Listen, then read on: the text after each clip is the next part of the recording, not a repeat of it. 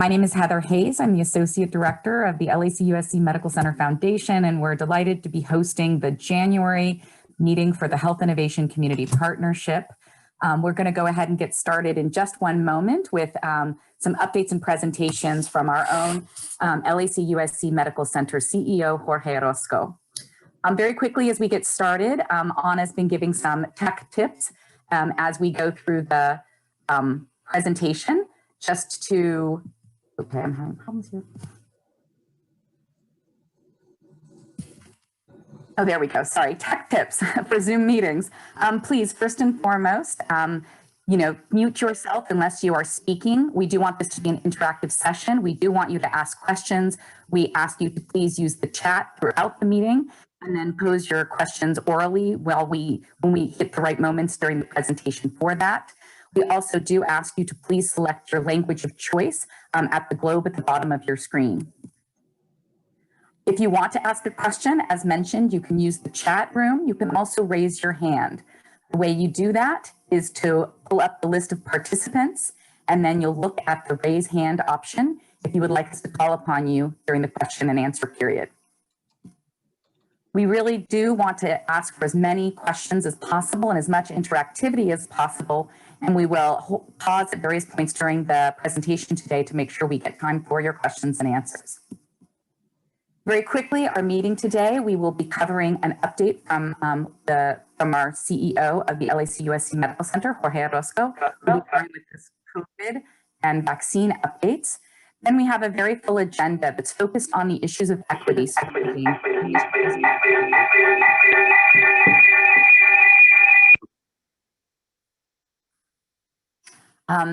That includes some reflections on the new year, as well as the conversation around COVID-19 equity in our communities, housing and social justice, and finally ending with an update from the supervisor's office and various county departments on some of the equity initiatives in our county. But with that, because we have limited time with Jorge this morning, we're going to move right into the agenda and ask Jorge Orozco to give us a quick update on how things are going at the hospital campus during this very unprecedented pandemic. Hi, can you all hear me? Yeah, okay, yes. Great. Yes. Good morning, everyone. Happy Friday. It's been a rough few weeks at the hospital. We have certainly been challenged by the volume of patients and the severity of illness that we're seeing out in the community. Currently, we have about 255 patients with COVID in the hospital.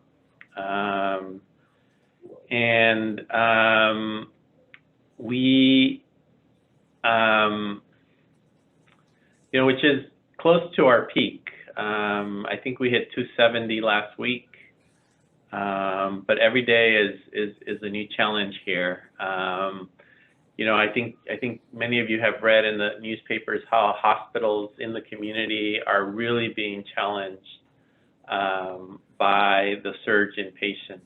And although we have not seen an additional surge on top of this surge because of the Christmas holidays, we are holding our breath. Hopefully that never shows.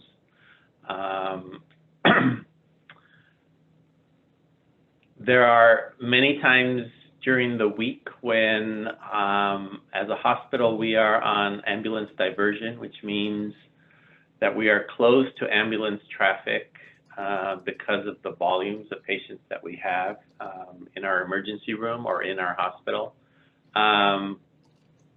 This is really something that isn't functionally significant in that the majority of the hospitals out in the community are also on diversion, which means if everyone's on diversion, no one's on diversion. So, and that's what we're seeing. Regardless of our status of our emergency room, ambulances keep coming, and we are never close to patients walking into our emergency department. Let's see, what else? So we've been challenged with the number of patients who are requiring high levels of oxygen in our hospital has sort of taxed our oxygen system. We are still okay, but it's something that we're monitoring on a daily basis. We are not in crisis level of care, and many of you may have read some of the media reports about hospitals having to make very difficult decisions. Unfortunately, we are not there, and I don't think any hospital in Southern California is there yet. But all hospitals are preparing for that, which means hospitals have posted a policy on what crisis care means in their hospital.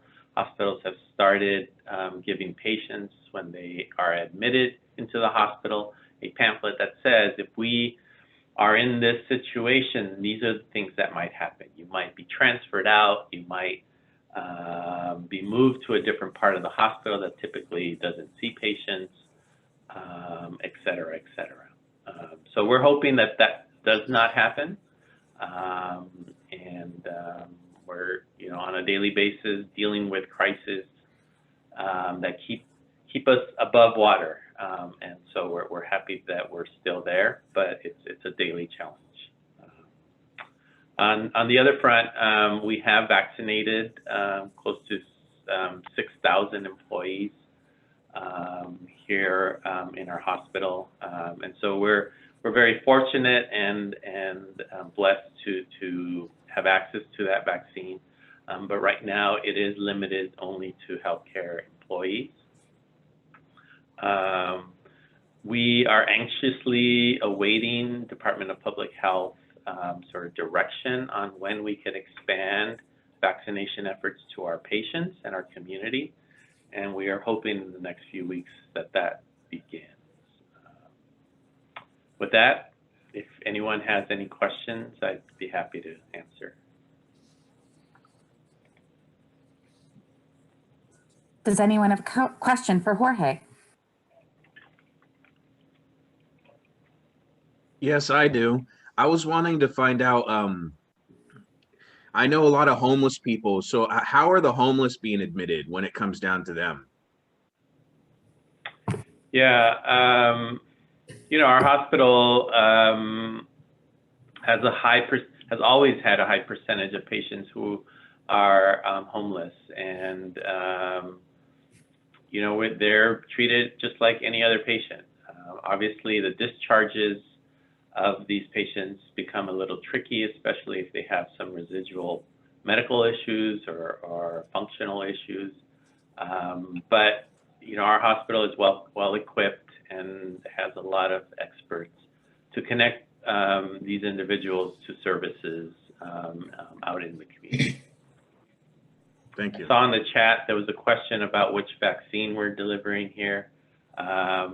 Right now, we only have access to the Pfizer vaccine, and as you know, that's a vaccine that requires very specific storage and transportation. And fortunately, back in August, our hospital purchased a low-temperature freezer to be able to handle the vaccine. So we are one of the sites that gets distribution directly. Do we have additional questions for Jorge? Oh, I do see in the chat something about the second dose, Jorge, and how that might be administered, the scheduling for that. Yeah, so there are reports that the side effects of the vaccine are greater on the second dose. And as such, we're making efforts not to schedule clinicians from particular units all at once, and we're trying to stagger them in case those side effects cause individuals to be off work. So we're making an effort to stagger them. It's very difficult in that the percentage of patients having a significant reaction to the second dose is still relatively low. I think the numbers are in the 20%, but it's still significant for us to be concerned. So we are doing that. Other questions for Jorge?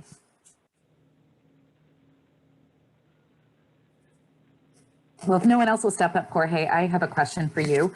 Is there a Sure. sense of timing around distribution of the vaccine to non-clinicians? Is there an anticipation of what month of this year that might begin? Yeah, I was on a call with Department of Public Health and all the hospital CEOs yesterday. That was certainly a big question for the Department of Public Health. I mean, there are two factors leading to kind of those unknowns. One is how much vaccine will LA as a region continue to receive from the federal government? And number two is, you know, sort of as they move in from the first tier of individuals to receive the vaccine, and that's healthcare employees and nursing home residents, you know, when will that be completed? We started delivering second doses this week, and we will continue that into the next 2 weeks. So I would think in the next couple of weeks, we will have a better sense of when we can move to lower tiers in terms of distribution of vaccines, which includes the general public, which includes elderly in our community, et cetera. Thank you. Jorge, this is Ozzy. I have a question for you with regards to staffing. Based on the, obviously, I want to thank everyone at your hospital for all the tireless work that they're doing and during this time. But within the community colleges, we still have students that need to do their clinical placements. Has there been any discussion on using, you know, medical assistants, LVNs that need clinical placements to help offset some of the staffing pressures? Yeah, so staffing is a daily challenge. We're challenged not only with the increased volume of patients that we're seeing, we're also challenged with, you know, patients who are here with COVID require a lot more care than sort of a typical patient. So we're challenged with that as well. We're also challenged with individuals who are exposed in the community, just like everywhere else. We have a lot of individuals who are quarantined. So we have reached out to agencies to bring in additional help. The Department of Defense is sending a team tomorrow morning, which includes about 18 individuals. I'm not sure about the number, mostly nurses. And then the state of California has sent us, I think, about 11 additional nurses.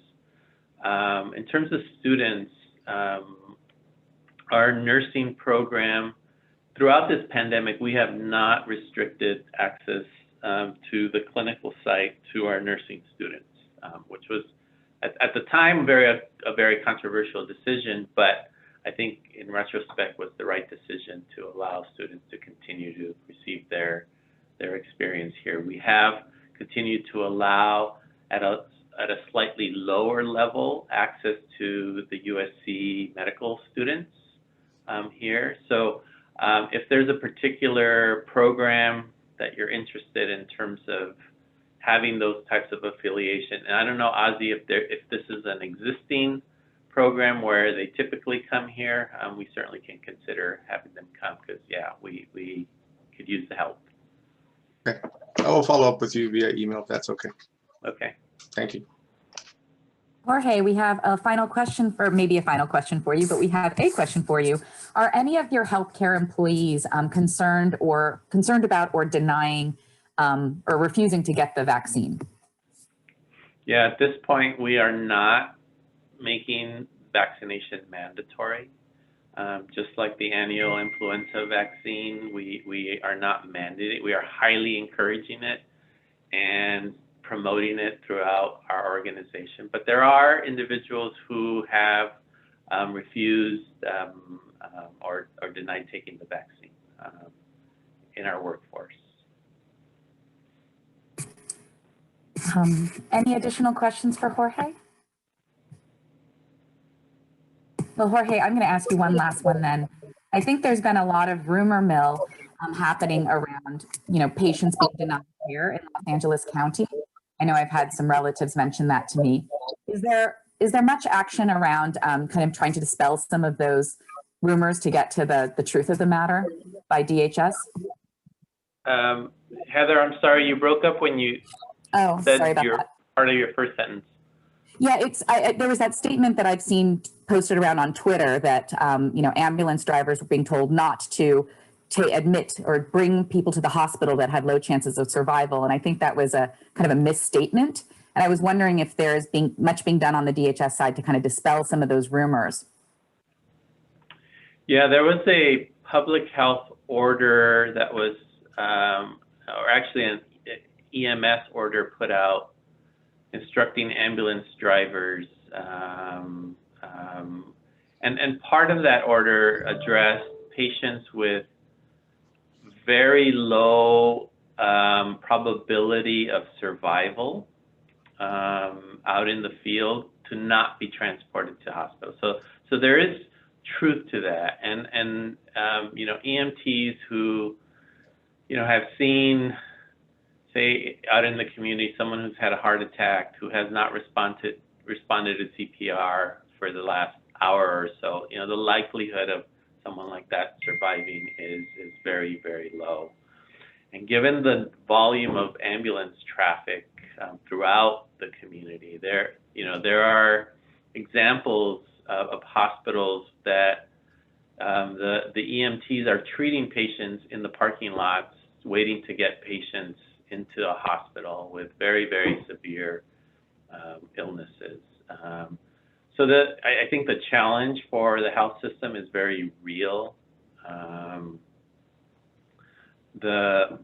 I think when you move into this crisis level of care that hospitals are preparing to move into, it certainly addresses kind of how decisions are made about how care is allocated, with triage officers assigned to work with ethics departments to make these very, very difficult decisions in terms of who receives care, and really with the goal of delivering the most amount of appropriate care to the most amount of people, and which is a very different way of operating. Where currently we deliver the most amount of care to the individual that is in front of us. So we really, really hope that we do not go into that level, but we're on the edge.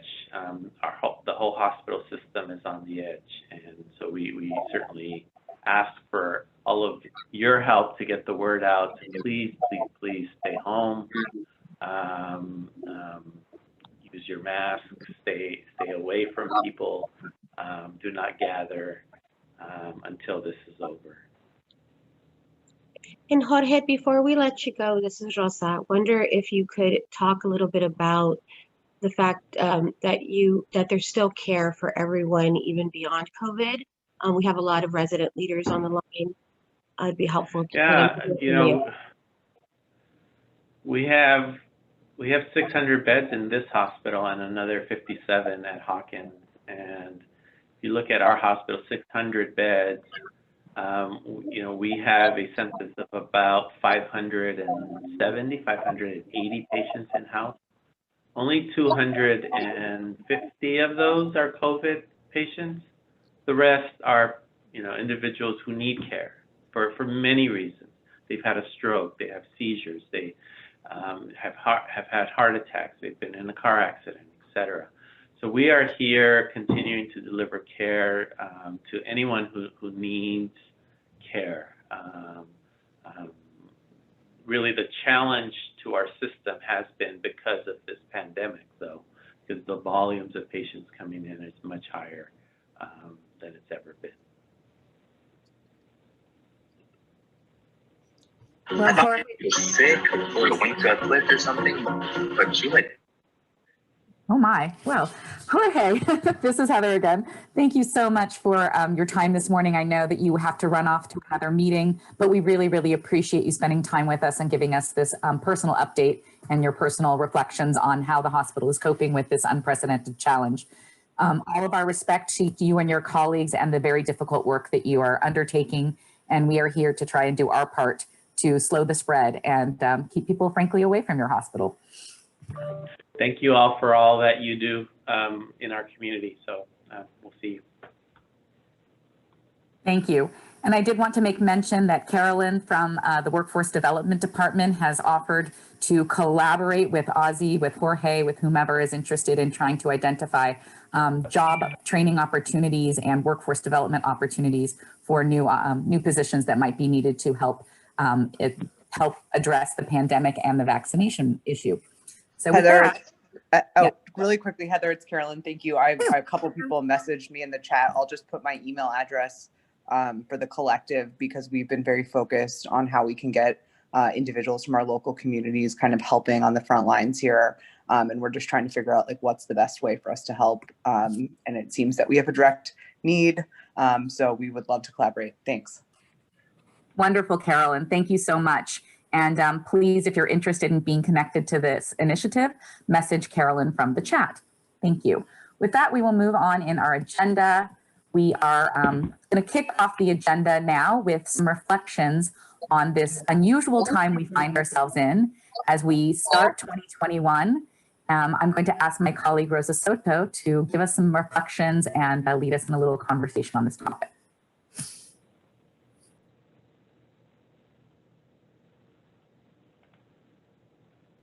Rosa, you might be muted.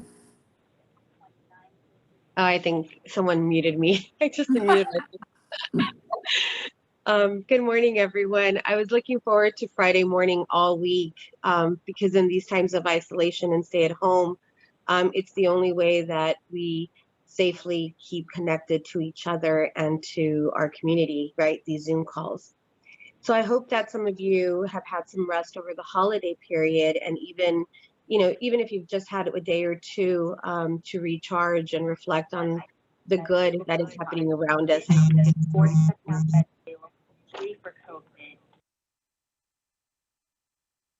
I apologize for that. It's so important to reflect on the good around us, even through such adversity. And so, it's one of those reminders I think that we all have to do for each other, that there's a lot of good around us. And it was very heartening to hear Jorge, talk about the strength of the 7,000 employees on this campus that are helping to ensure the well-being of our community and ensure that we have care for everyone who needs it. This Health Innovation Community Partnership is a space to address the very issues our community most urgently needs and to identify community benefit solutions to counter the impacts of our communities on our communities most vulnerable. So we wanted to just, take a moment to talk about, what is happening, both with the COVID crisis as well as with the events of this week. I was on a call with Wellness Center partners when we all expressed shock at the images of our country's on our country's capital being intruded by a mob Wednesday afternoon, eventually forcing its way into the legislative chambers and into individual offices of our lawmakers. These were images that none of us ever thought we would experience in our lifetime. And it is inevitable that at a time when our country is already experiencing the most trying times, that we would ask how much more can we take. The reality for us to take, is that it will take. The reality is that we will take as much as comes when we do not actively work to counter what negatively threatens our community's core. And so, in thinking about the space that we hold and who we are, I was wondering how, we might work together to take stock of who we are as an equity table and how it is that we might be able to support ensuring that we address issues of equity in our community, and also addressing some of the challenges that are more deeply faced by our community due to COVID-19. So before we go into our regular work schedule and our presentations, I wanted to ask if there were any reflections from any of our partners related to the developments of the week, related to who we are as a health equity table, and how it is that we might play a stronger role in ensuring the well-being of our community, but also in ensuring that we have a loud voice when we see things that are disparate, when we see things that aren't right in our community. So with that, I'll take a minute just to hear any thoughts from anyone on the call.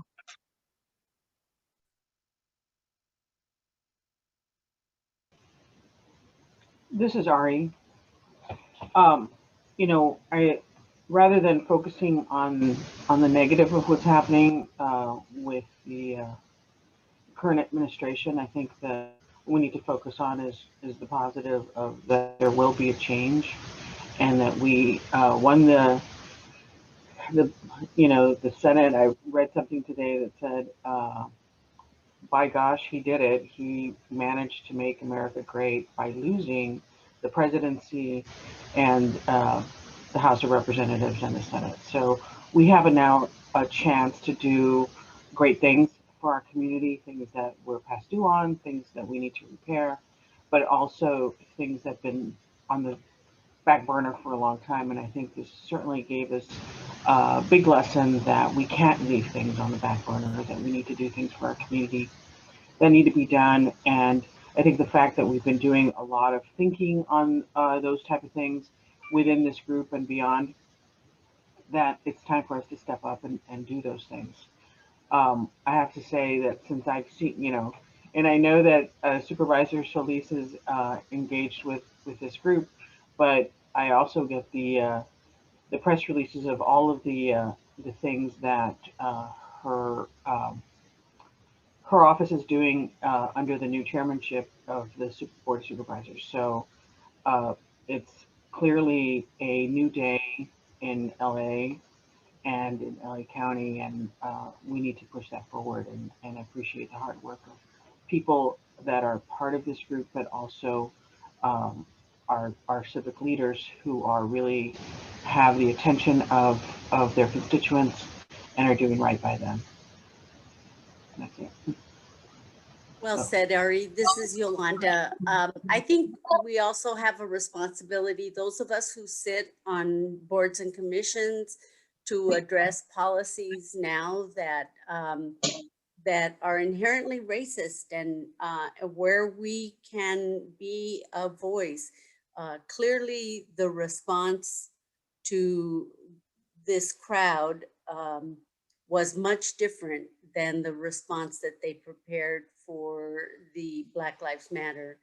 And that to me tells me that the approach, that they do have an alternative approach, that law enforcement does have an alternative approach for bringing about law and order. And for those of us who sit on advisory boards with law enforcement, we need to speak up to see that and hold them accountable for these decisions and approaches that are being used in our communities more than ever.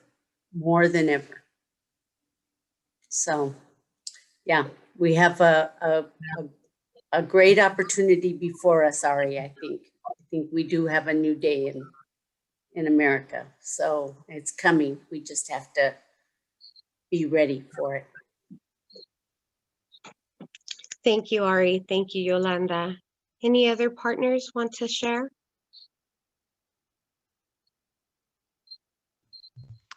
Hi, Rosa. It's Greg Bonet from Public Counsel. Hi, Greg.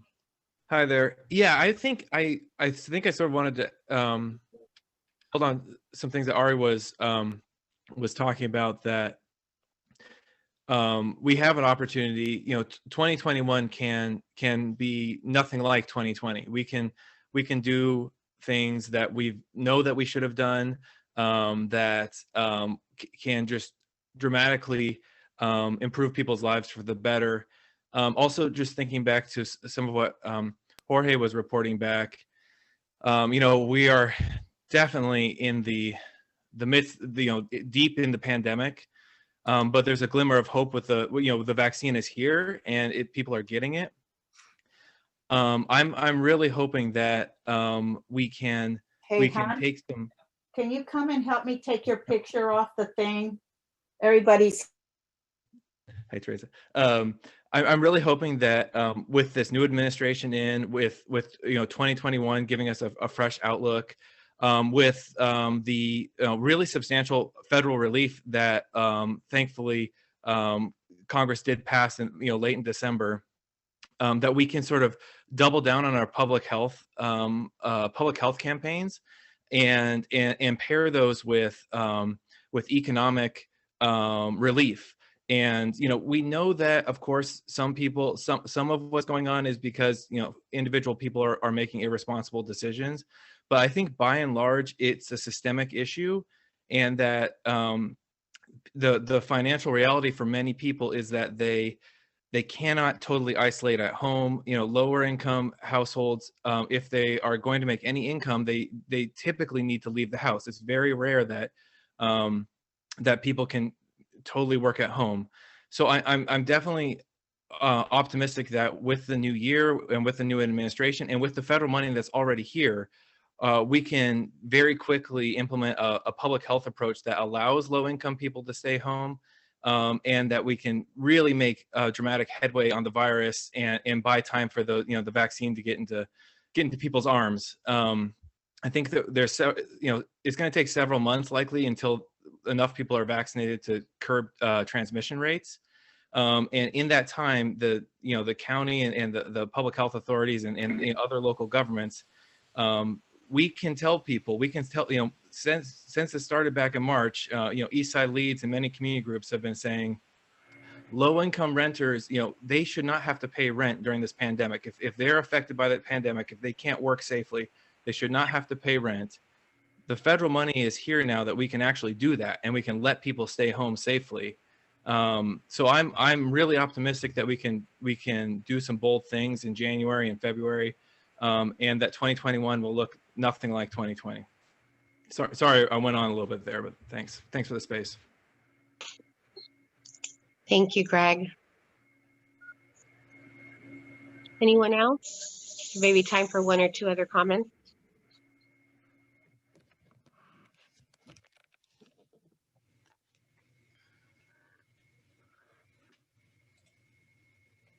I see that there's comments coming in through the chat, but I can't see them. If someone else wants to read, would be great.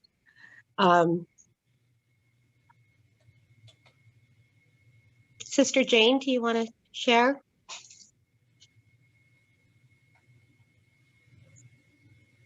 Good morning.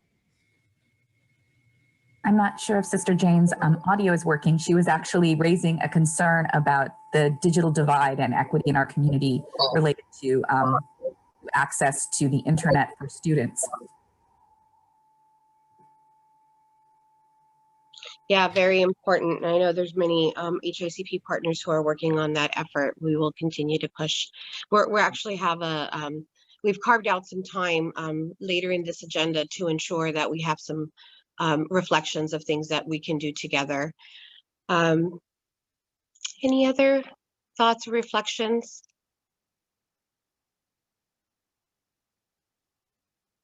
Was really touched by the images of the women who were staffers who were moving many of the voting packages, right, through all of the chaos into safe spaces. I thought that it reflected just that understanding that we have in as a country, like beyond what we were seeing in images, that there's a democracy to protect and a system that still works and needs to continue to work for our communities.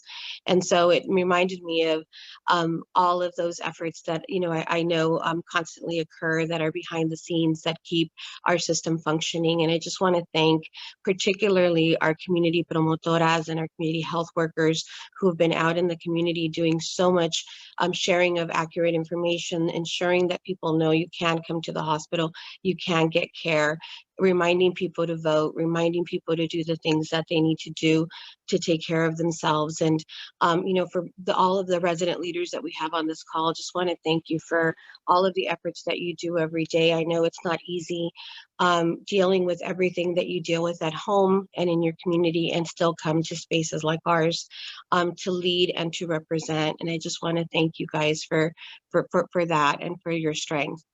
So if any of our resident leaders would like to say a few words, we can make some space.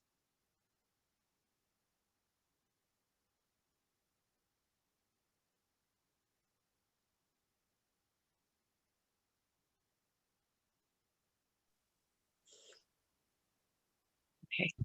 We'll have more time during the meeting. So thank you everyone for being here today, for the trust that you place in our partnership, for the time that you spend with us. And just want to, thank Supervisor Solis and the Board of Supervisors for providing this opportunity for us to be here every month, working with her office, working with our county departments together on our 7 priority areas for community benefit. Let's share our thoughts as this meeting continues and continue to do the good work. Thank you, everyone. Back to you, Heather. Thank you, Rosa, and thank you, community partners, for sharing your reflections. And I'm very heartened to hear your optimism for what 2021 will be able to bring to us and how we can have impact on the equity conversation in our community. With that, we will move on to the next presentation today. I'm delighted to invite Ari Gutierrez Arambula to share with us some thoughts about the COVID-19 pandemic, its impact on our community, and how HICP can play a role.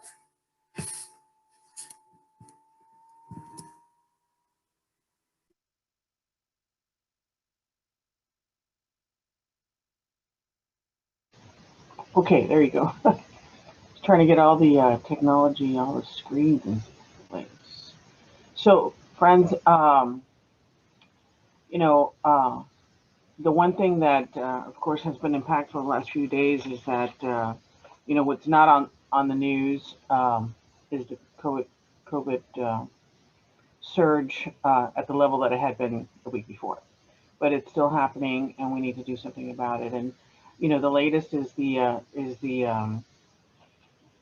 if you go to the next slide, Heather. As I mentioned earlier,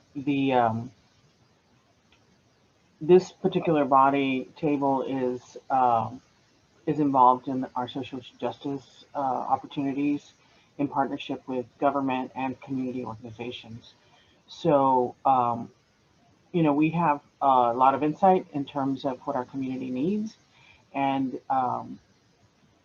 we also have access to making sure, or helping at least, to how all those things are addressed and rolled out. We know our communities in terms of health and income, as was just mentioned.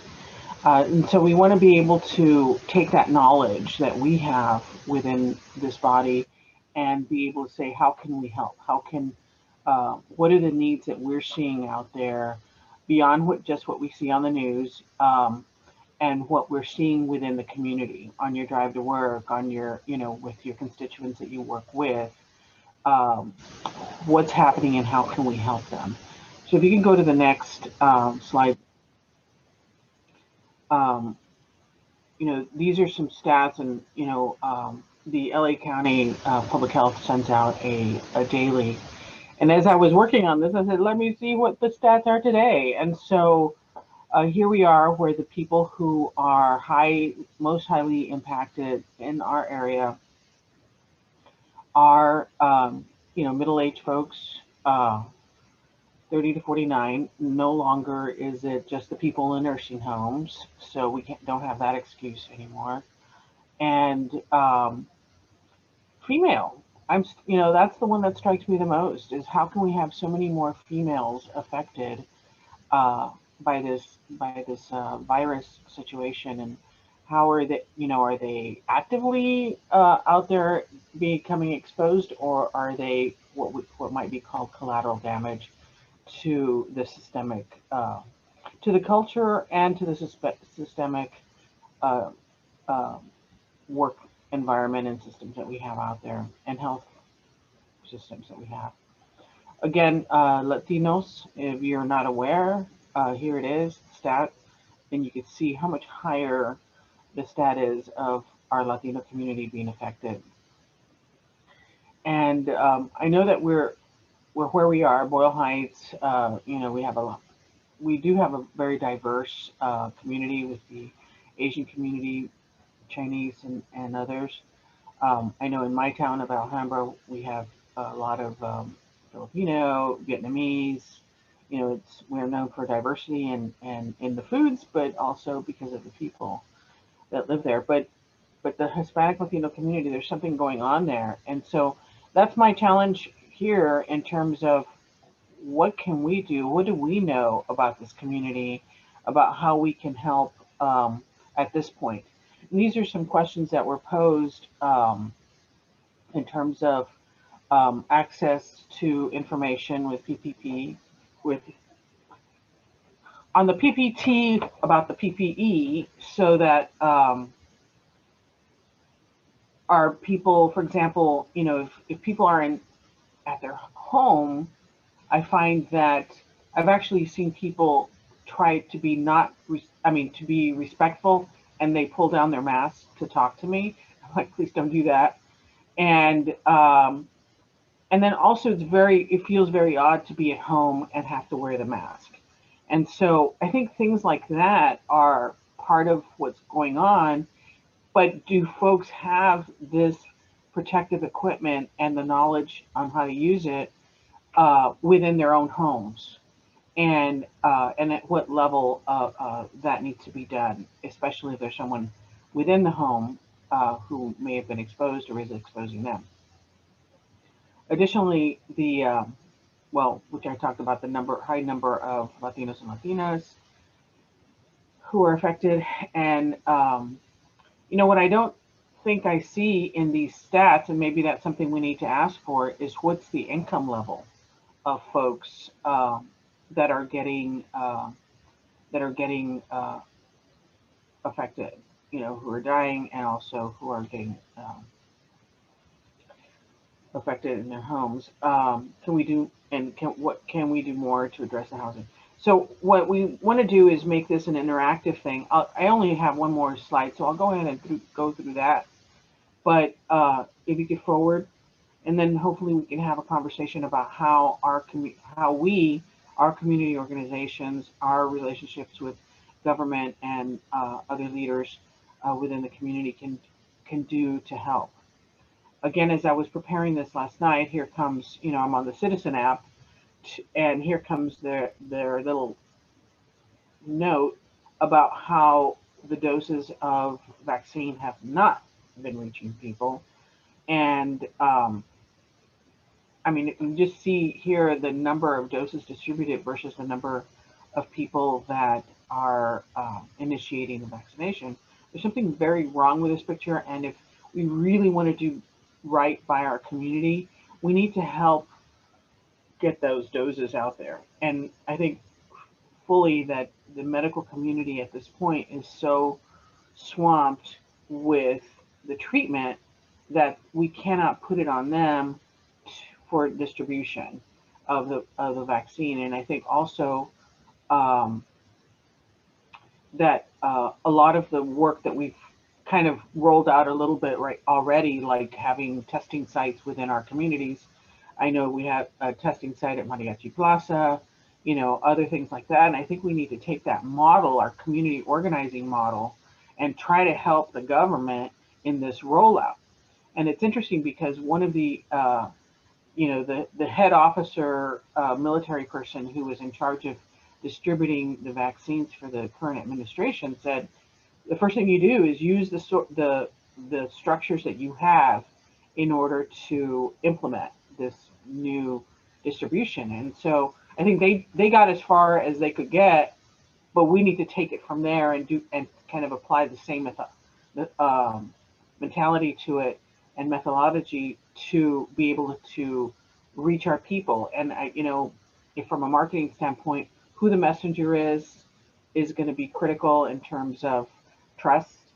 And of course, for our communities, language is a big issue, culture is a big issue. I work with publishers of newspapers, and the publisher of an African American newspaper put out an op-ed saying, "I don't trust the government." So, that's just a reality that we have to address. But if we really want the recovery for our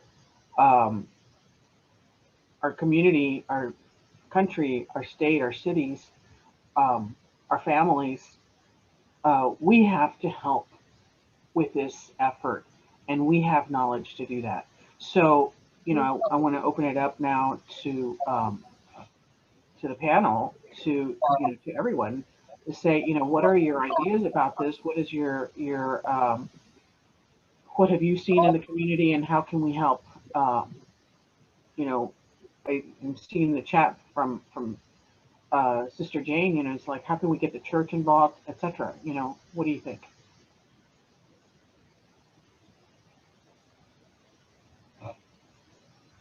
Thank you, Ari, for raising these really important questions about how we can, like you say, leverage the existing institutions, partnerships, and relationships to help our community, survive and thrive during the pandemic.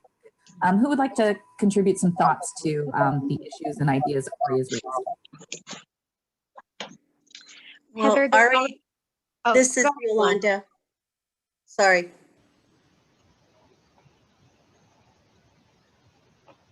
This is Yolanda, Ari. I think first and foremost, I think whatever model they're using now is clearly going to end in 12 days. They've already made a declaration that the distribution model is going to change. And I think that the resources will actually be increased to help us. And so I think what they're going to do is distribute all of the inventory that they have, rather than hold on to half, for the second distribution. And they're going to ramp up that's the theory, and they're going to ramp up the production so that they can make the second vaccine possible. So it would be up to us and communities like us to host major vaccination sites, so that and I think more than anything, LA County could do that. We have enough spots that we could do drive-throughs. We've been organizing large food distributions, such as Dodger Stadium, or we can use churches, or whatever the mode may be. But I have a feeling that all of this that we're looking at is a Polaroid snapshot that's going to change. Well, it's going to change, but it's also limited to what the federal government can do in terms of, it could, for example, I heard something about they're going to call in on dentists to help implement, help give the actual medical, the shots. So we kind of have to think outside the box. And I think that I agree with you with the fact that things will change significantly, but they cannot change immediately. And also, how does that, how long will it take to filter down to our community levels?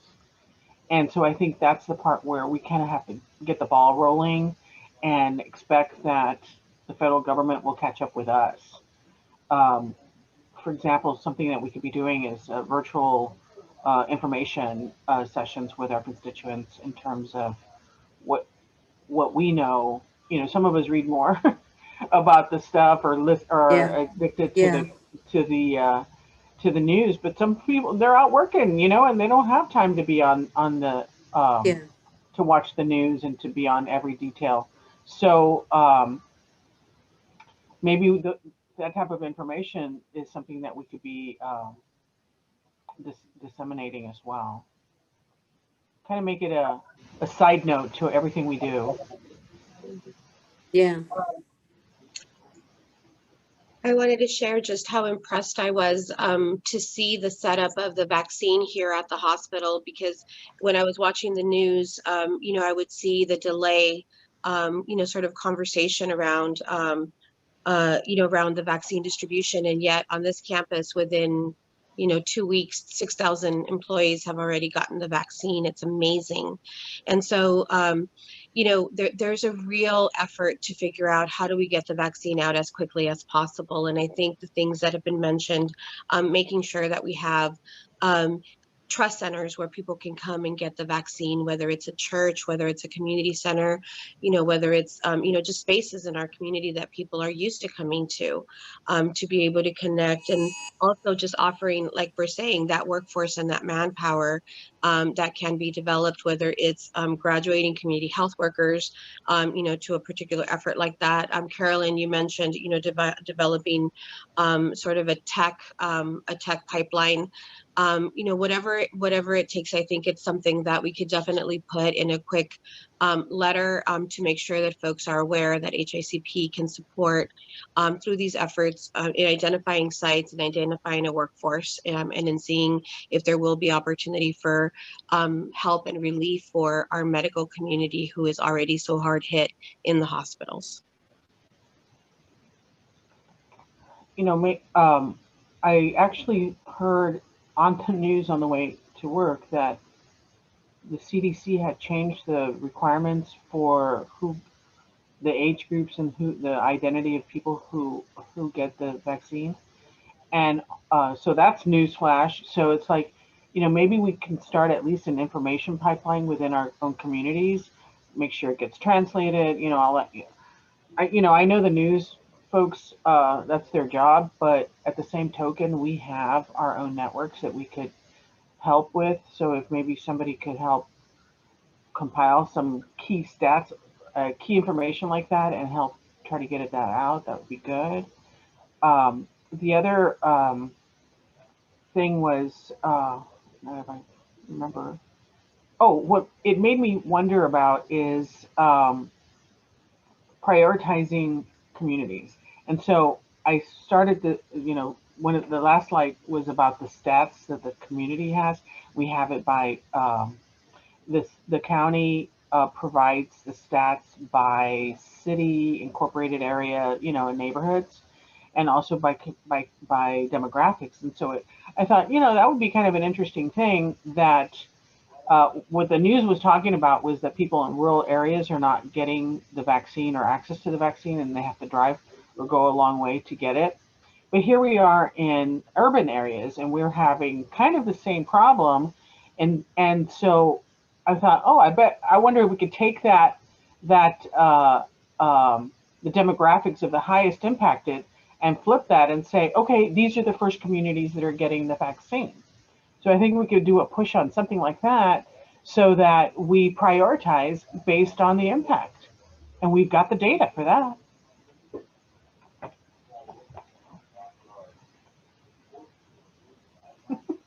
Is that too Hi radical? everyone. Thank you for your comments, Ari. My name is Jasmine. I was a community health worker for the Wellness Center last December, and my job was to, you know, do outreach within my community. And my entire team really did a great job of going out and providing PPE to street vendors, to going to our local businesses, and also going home to home and dropping off flyers on safety guidelines. And I really enjoyed the work, and I feel like it was terminated at the end of last year. But I was really interested in how we can continue to use that group that we had created, because a lot of the people were either young or monolingual Spanish speakers from our own communities. And I feel like that trust is already there. And we have to, what I see mostly, my mom is a street vendor as well. So really to make meets ends, it hasn't been a possibility for her to stay home. And I would really love for her to, as well as for the rest of my community, but I feel like we're just not getting support from the county level. If rent was canceled, that would already be, such a significant factor in helping us during these times, especially because we've already been in this pandemic for so many months, and we are at record levels where we don't know where we're going. And I really wish that my community had those resources, because these numbers are really relevant. And I read articles every day, and this is information that I continue to share with my own group, but I do wish that it was provided to all people of my community. So thank you. I really wish that that job had been expanded, but I do understand that, like, because of the funding, it was not able to. Just for clarity, which job was that? Was that the one that expired, the promotora that expired the 31st? Yeah. Yeah. My impression was that with the new money, that new federal money, whenever it comes down, that we would obviously re-engage those folks. I hope that we can put a good word for that. Thank you so much.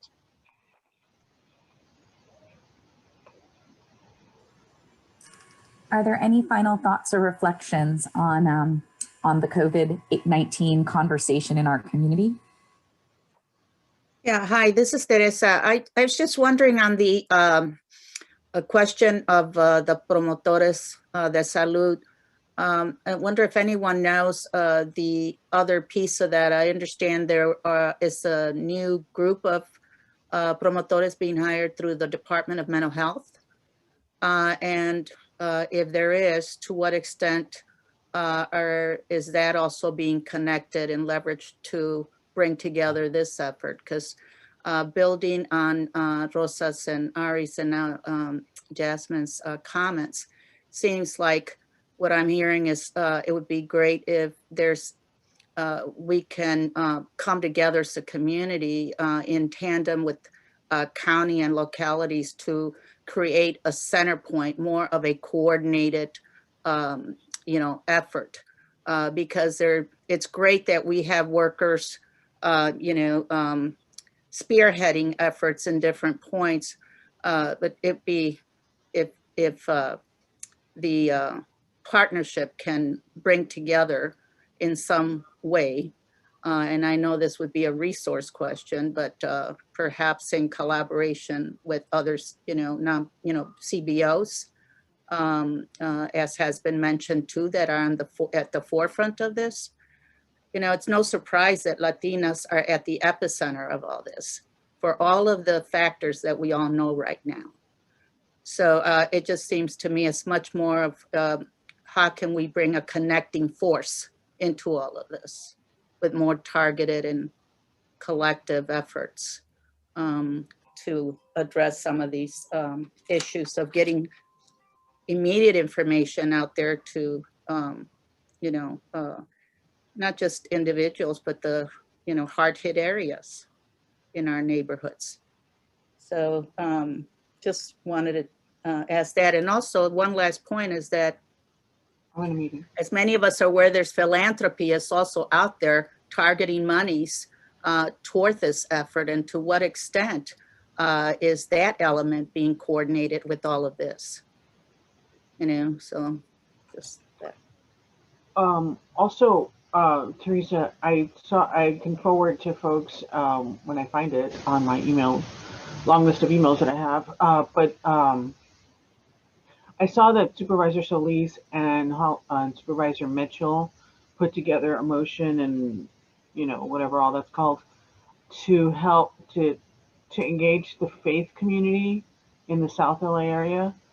And the part that impressed me was it kept, you know, one part of the statement was that this work is going to happen anyway. We just want to help them get the job done in terms of public education and engagement. So I think that's kind of what's happening out here. And in our area, you know, the CBOs are very strong, very trusted. You know, we are the faith community. We're, you know, hello, the change agents in our community. And so I think a similar emotion to that one in terms of engaging our existing networks. And also, you know, that Promotora program, I mean, we were part of it too, and I absolutely 100% appreciate the opportunity to be a part of it. But why did it take so long? Why did we, you know, because we kept waiting for somebody else. We kept waiting for government. We kept waiting for, I don't know, the governor to the leaving it to public health. I think that should be a lesson learned about not to be waiting so long.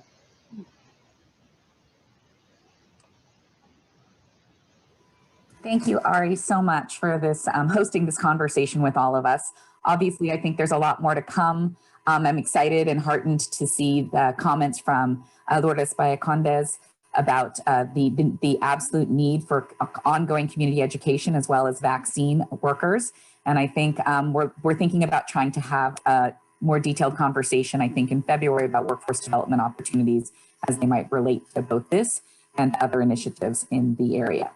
So with that, we're going to move on to our next presentation. We have a full agenda as always. So I'm very delighted that next up we have 3 presenters from Berry Partners.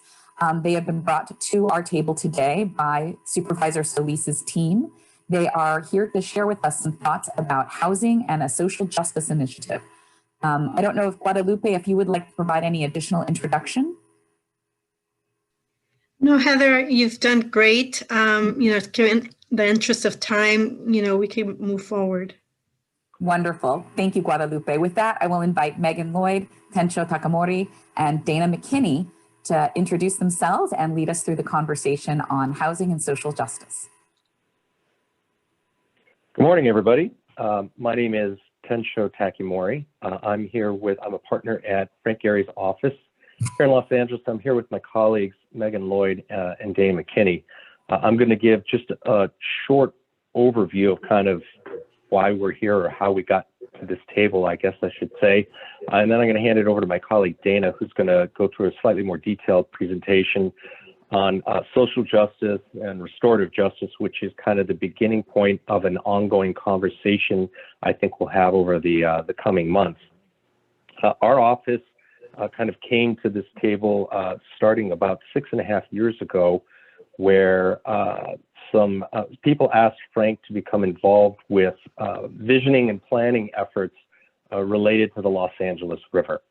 And so we've spent a great deal of time. First of all, Frank assembled a team. It includes Olin, who are landscape architects and urban planners, Geosyntec, who are civil engineers, hydraulic experts along the Los Angeles River, street-level advisors who are experts in affordable housing policy, and River LA, who's one of the advocacy groups associated longstanding with the Los Angeles River.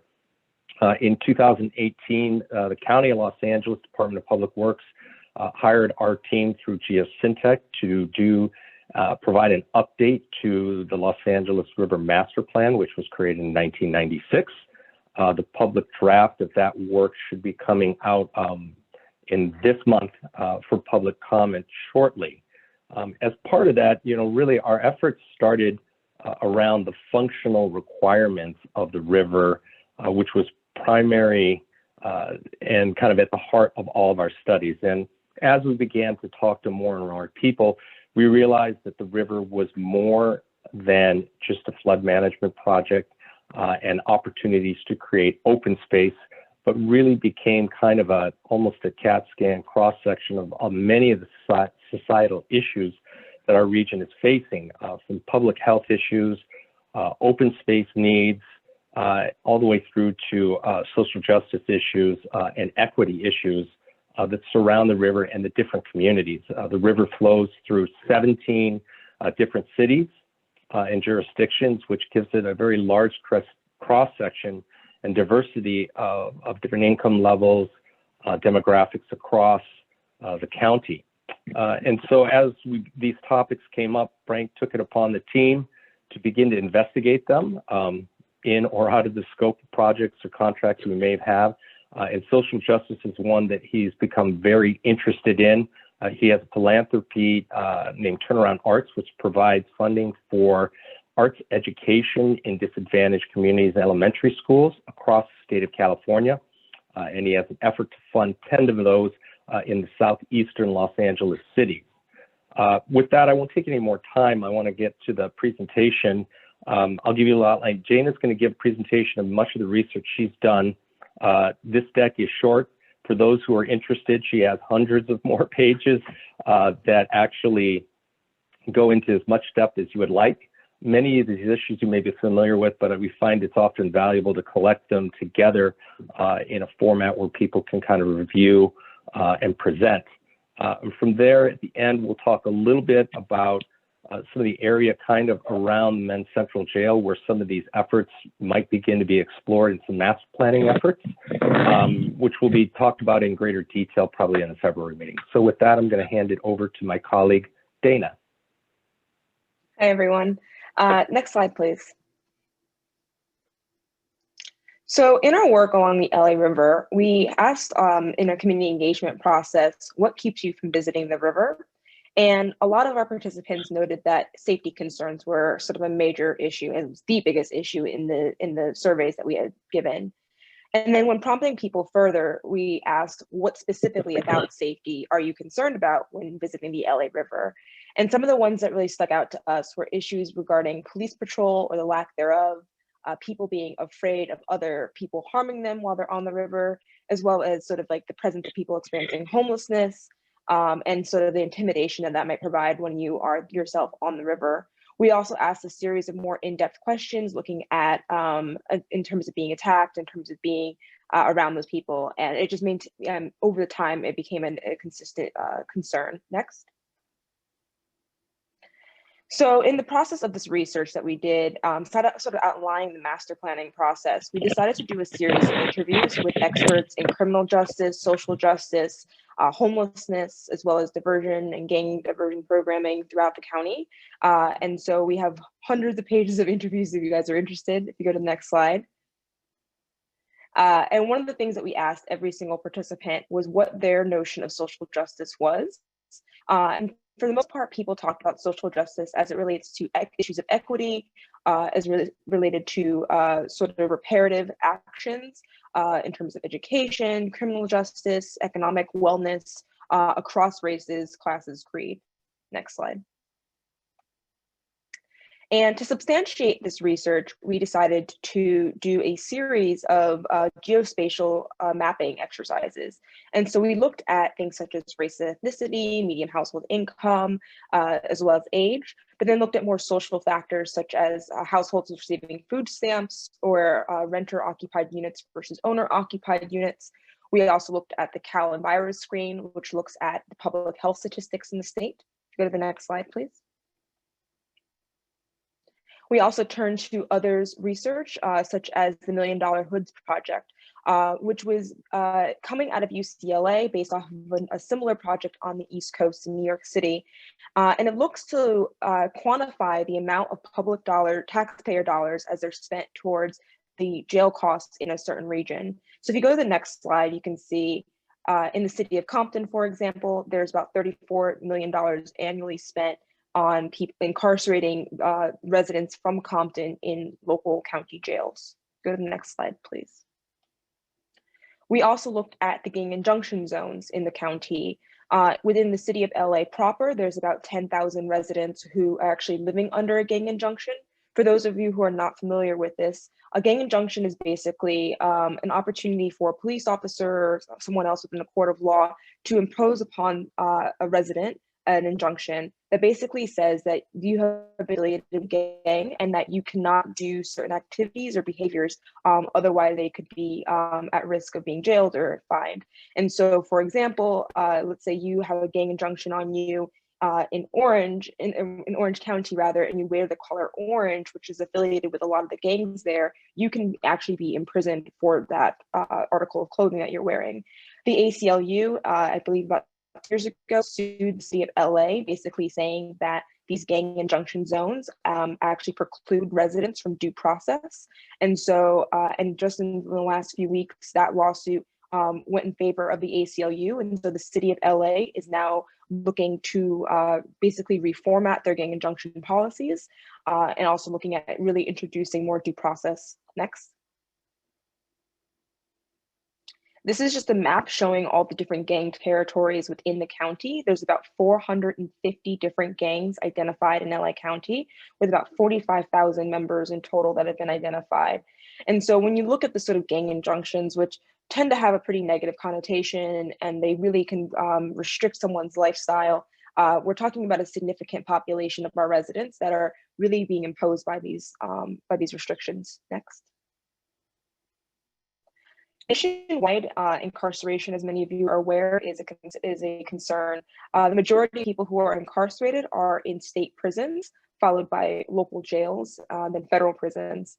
A lot of times people assume that there is a significance of drug offenses, but it is actually an overwhelming incidence of violent crime, such as murder, rape, sexual assault, and robbery kind of being the main three. One of the smaller ones I want you guys to pay attention to is the juvenile chart, which this data is a few years old now, but the juveniles rate has actually significantly decreased over time. There's been a sort of national reckoning that juveniles don't tend to do very well while incarcerated, and they have more negative impacts following incarceration than sort of diversion programs or other sorts of alternatives that they can engage in. Next slide. In terms of who incarceration affects, incarceration proportionally affects Black and Brown populations, in which 1 in 3 Black men are incarcerated over their lifespan. One thing to pay attention to is the 1 in 18 Black women.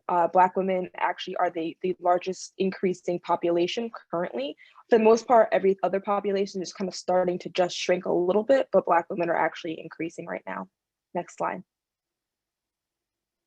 There are a lot of different consequences of incarceration, many of which actually feed back into this cycle of recidivism. So that's when you go in and out of prison or jail, in which there's about 77% chance of recidivism after 5 years of being incarcerated. And so these are just some of the things that are listed. A lot of people, when they're coming out, have issues with job attainment, housing, education. Families have been disjointed. And so there's a whole number of social implications that result from their incarceration. Next slide, please. So within LA County, there's a pretty robust system of the criminal justice system. And if you can see here, these are just different pinpoints of the different jails, the county courthouses, most of which are kind of consolidated in the downtown corridor. But there's a few other that are scattered around. Next slide. And we belong to 2 different systems, the federal, 3 rather, the federal, the state, and the county. Federally, we're in the 9th Circuit. And then within the state, we have civil and criminal courts. And we also have a series of specialty courts and collaborative justice courts. These are more of an alternative that look to specific types of infringements. So it could be someone who is within sex trafficking or juveniles. It also deals with mental health, homelessness. And so the county is a little bit more progressive than a lot of places because of these specialty courts. And then you see this landscape of justice playing out between the police station, the jail, the courthouses, prisons, and then probation and parole facilities, which is a little bit more of a dispersed network throughout the county. Next slide. And in this research, one of the things that we really were focusing on were the alternatives to incarceration, recognizing that alternatives tend to have much lower rates of recidivism. So looking at diversion, reentry, and then sentencing alternatives. Next slide. An amazing example of diversion programs, not just in the county, but federally, would be Homeboy Industries. Homeboys works a lot with gang diversion, in which people are helped to identify alternatives to being in gangs. They help with job placement, education, housing. They do tattoo removal, and all sorts of different training programs, and along with wraparound services. Next slide. A New Way of Life is an example of a reentry program. So this is with the programs that are targeted for people when they're coming out of prison, many of which focus on housing first, because one of the major destabilizing factors when you are coming out is that a lot of people don't have access to secure housing, which a lot of times is a factor that's part of their probation or parole conditions. A New Way of Life, for example, focuses explicitly on women, and really tries to focus on housing those women first, and then offering them wraparound services, as well as job opportunities and educational opportunities. Next slide. In terms of a sentencing alternative, restorative justice is an Indigenous practice that is now kind of made into the mainstream of criminal justice.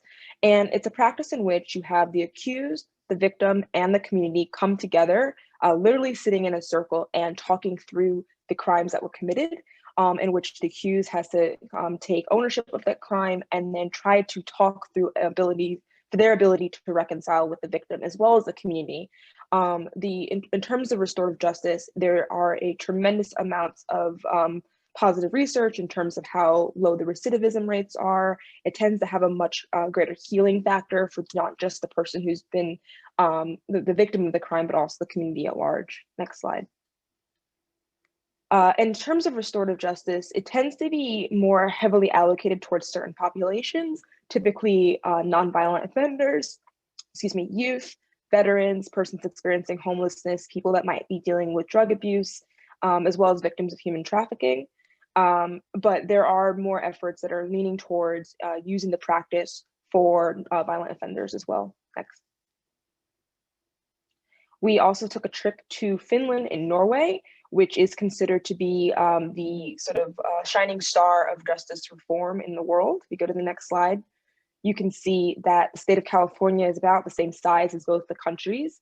But the state of California has about a 1 to 6 or 6 to 1 rate of incarceration as these countries relative to their populations. If you go to the next slide, we all start off in the same place. Norway has historically had very low incarceration rates, but however, Finland has historically had a higher incarceration rate than the United States. It wasn't until Finland really started to socialize that it really started to focus on incarceration and acknowledge that it was actually causing greater harm than it was reparative. Meanwhile, as a lot of us know, the incarceration rate in the United States basically started to skyrocket following a lot of the carceral reform mechanisms from the 60s on. Next slide. We visited a few different facilities. Just for a point of comparison, in Finland, there are 2 types of facilities. There's closed and open. When you are first convicted of a crime, you go to a closed facility. And this is kind of the notion that you are maybe a little bit more violent at this point, that you need to have kind of more surveillance. But if you go to the next slide, you can see that you go to an open facility. So these are facilities such as Suomenlinna Island, which is, there's no walls, there are no gates, you don't have a prison cell, everyone lives in homes. You can leave the island to go to work in Helsinki, and you have a much lower staff to, they actually call clients, they don't call them inmates or prisoners, a lower staff to client ratio. Go to the next slide. And then Halden Prison, which is one of the highest security prisons in all of Norway. This facility looks kind of like a typical American prison if you just look at it from the sky. But once you go on site, you realize that they actually offer university courses. They have different sorts of culinary options. You have cabins, they have overnight conjugal visits. It's a much more sort of humane opportunity for people where they really reconcile that people are able to get out of the cycle of incarceration. Next slide. And so in LA County specifically, there's been a lot of efforts within the last 8 or 9 years to do criminal justice reform. If you go to the next slide, please. And so between 2011 and 2018, there's been a whole slew of reform legislation, many of which, again, have been focusing on juveniles, reconciling nationally that it is a pretty harmful machine for those kids, but also looking at justice fees. Legalization of marijuana was a big one. If you have the next slide, though, you can see, again, talking about juveniles, there's been a push to close the juvenile detention halls in LA County, to close between one in 2013, one in 2019. There are, however, 2 remaining, as well as the juvenile detention camps, and there's about 9 remaining of those throughout the county. If you go to the next slide. There was a criminal justice hearing that was led by Congresswoman Karen Bass, as well as Mark Ridley Thomas, Supervisor District 2, kind of spearheading the one-stop center, which really focused at offering a whole different series of wraparound services in one location for residents to go to. Next. There's also the cancellation of the LA County jail contract, which was a major move in 2019 to basically cancel the $2 billion contract to replace Men's Central Jail. And as a result of this cancellation, there was the Alternatives to Incarceration group that was formed to really look at what the alternative could look like. If you go to the next slide, please. And that came out this past March. I think it was like right before the pandemic hit, the CARES First Jail's last motion, in which they created a whole series of strategies and about 140 recommendations for what the alternative to that Men's Central Jail could be. And many of these strategies are focusing on mental health, homelessness. They're focusing on family reunification efforts. They're also just looking at what are the underlying social factors that are causing people to engage in criminological behaviors. Next.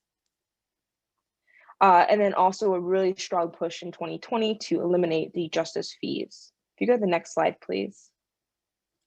And lastly, in 2020, as a result of national racial unrest and the murder of George Floyd, there's been a national push for defunding the police. And just here you can see what the county and the city of LA police departments budgets are. And the LAPD, for example, has had decided to cut $150 million from the 2021 budget. LAUSD has also agreed to cut $25 million from its police force in schools. And then there was a series of bonds and different voting measures that came out on the 2020 election ballot. The major 2 that passed were Measure J and Prop 17, but unfortunately Prop 20 and 25 did fail. And so if you go to the next slide, I think this is when maybe we can have Guadalupe, I think if you're part of the call, if you're here. Yeah, I'm gonna, thanks Dana, I'm gonna okay. say just a couple words here. And then I'm going to hand it over to Wakas and Guadalupe. Thanks, Dana. That, as I said, this was a very short summary of a large, extensive work done primarily by Dana. So those of you that are interested and would like far more kind of in-depth research on it, I'm happy to have side conversations on that. And also one of the other aspects that, sorry, my son's running into the room here. It's not in here, pal, sorry. Apologize for that. This is kind of part of working at home. You guys probably all know how it goes. One of the other headlines on the agenda here relates to housing. There is a large and extensive affordable housing analysis that we did relative to our work on the Los Angeles River and working with the county on that. We can bring that up and go through some of our research on that, perhaps in another meeting, but just wanted to let you know that that research is available. So the question is, what do we do next? I think part of the things we've been talking about is we need to educate the narrative on this kind of tagline of defund the police. I think people misunderstand that it really means reallocating some of those funds so that they are used more appropriately and people who are of greater expertise handle the things that currently sometimes are being handled by the police themselves. So part of that, there's a huge planning effort. Part of it is policy and service oriented, which I won't claim that we are obviously experts on it, but part of it is physical planning. And one of the areas here you can see is in the area around the correctional facilities located adjacent to downtown. If you go to the next slide, and this is one more slide. This is the last one where we'll hand it off. So this is the area near, oops, sorry. This one here. near the Twin Towers, near the Men's Central Jail, one of the areas in which we're focusing on investigating some of the planning efforts. And maybe with this, I'll hand it over to Wakas and Guadalupe to talk about some of the ideas that we're going to begin to study in this area. Good morning, everyone. Happy New Year. This is Wakas. Hope everybody is well and safe and had nice holidays. I want to start off by thanking our guests from Frangadian Partners, Megan, Tensho, and Dana. Thank you so much for your presentation and your time. Our office had, and my team had the privilege of working with Frangadian Partners, many initiatives, starting with the Grand Project, the LA River that we talked about, and this very important and critical next initiative that we want to take on with Wise's leadership, and to be working with this very talented team, the world's most renowned architect, and taking a very deep dive in very impressive work in building physical spaces and planning for it, and taking a very deep dive into socioeconomic factors when it comes to the river. I think a very great deal amount of work done to see how physical infrastructure that's been present for decades lacks access, and how to correct those things is challenging. But I think wherever those opportunities are, we are working very collaboratively. So thank you for that. I want to take like maybe 5 minutes to go over this specific slide, and one of the priorities for the supervisor as she took the chairship at the county board this year. One of the things that we talked about during the presentation is the closure of Men's Central Jail. And that is being a top priority for the supervisor. And she's taken the lead in terms of cancellation of the McCarthy contract. And now we're proceeding towards build out of Care First and Jail Last model with the ATI work group and other partners. So you see this on this slide. There's a lot of industrial area and institutions surrounded by Chinatown community, by public housing, William Mead's home, you see up north of Men's Central Jail. The one big site you see is Vignes lot. This is a 4-acre site, triangular lot that you see on the map, was acquired in 2018 by the county for jail construction staging area. Supervisor, after the McCarthy contract cancellation, actually late September 29th, some of you came and supported us on that motion. Thank you for that. I think in the history of county, we haven't been able to move anything so fast. So something we're really proud of. Between October and now, I think early January 8th today, we have completed about 70–80% of this project. That includes 232 affordable housing units, which are initially going to be used for homeless housing, interim housing, but those units are all Section 8 compliant, so they could be later on turned into permanent supportive housing.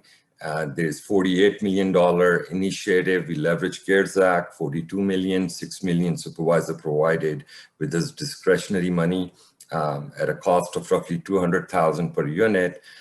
We are looking to finish this project by next month.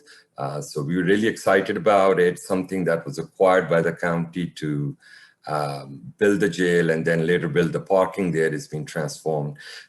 Similarly, there's other opportunity sites, California Endowment, Homeboy Industries, William Mead's homes. This is also a border between Council District 1, Councilmember Gil Cedillo, and CD14, Councilmember Kevin De Leon's office. So we are closely coordinating with them.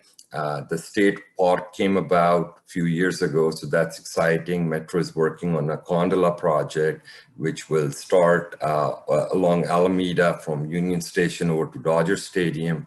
And then the county owns also a couple of other sites, which Chinatown community has asked supervisor to provide for affordable housing piece, along with this Vignes opportunity sites and Homeboy Industries and California Endowment looking at using their underutilized lot for Care First Jail Last approach model.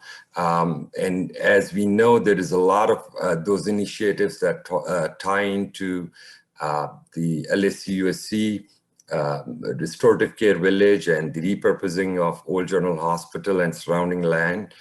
We also want to look at the closure of Central Juvenile Hall at the LSUSC campus. So all of that behooves for some kind of a master plan that assembles these sites for the greatest use to address justice reform and leverage these for the ATI recommendations. We're going to be soon launching a supervisor's motion, probably at the next meeting, to start that master planning effort that ties all these sites, opportunity sites, including opportunities that real estate would be freed up with respect to the MCJ closure. So with that, I'll stop and give an opportunity to everyone to ask questions if they have any, and turn it over to Heather and Rosa. Thank you very much.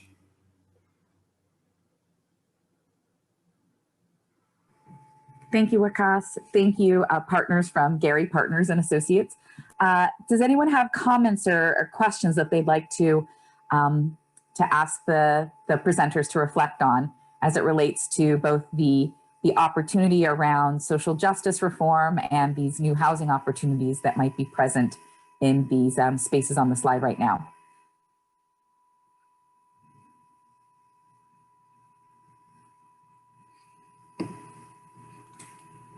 Yeah, is all of this information going to be given out to everybody?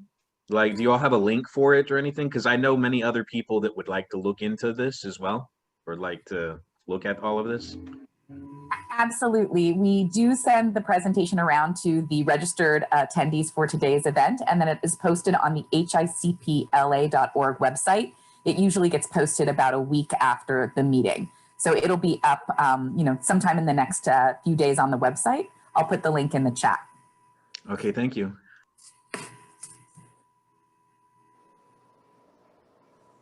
So we did have a question in the chat, which is around the funds being redirected from LAPD and the LAUSD police.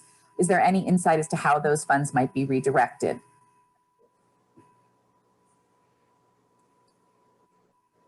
So I can speak a little bit to the redirection of funds for LAPDs first. And basically what they did was that the $150 million that was reallocated or was removed from the budget was actually the $150 million increase in budget that they were supposed to have. And so in conjunction with the Measure J measures, in which they're trying to allocate 10% of tax revenue to alternative to incarceration programming, as well as affordable housing and homelessness services. I believe that some of the money will go straight to that.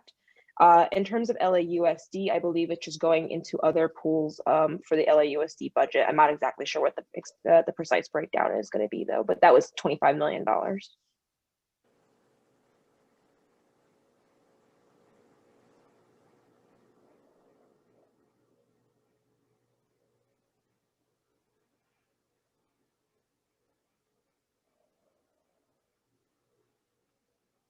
There are quite a few questions in the chat and commentary in the chat around a couple issues. One of them is around social rehabilitation for the formerly incarcerated and funding those types of programs. Is that considered part of the strategy or the suggestions, and how might that be implemented?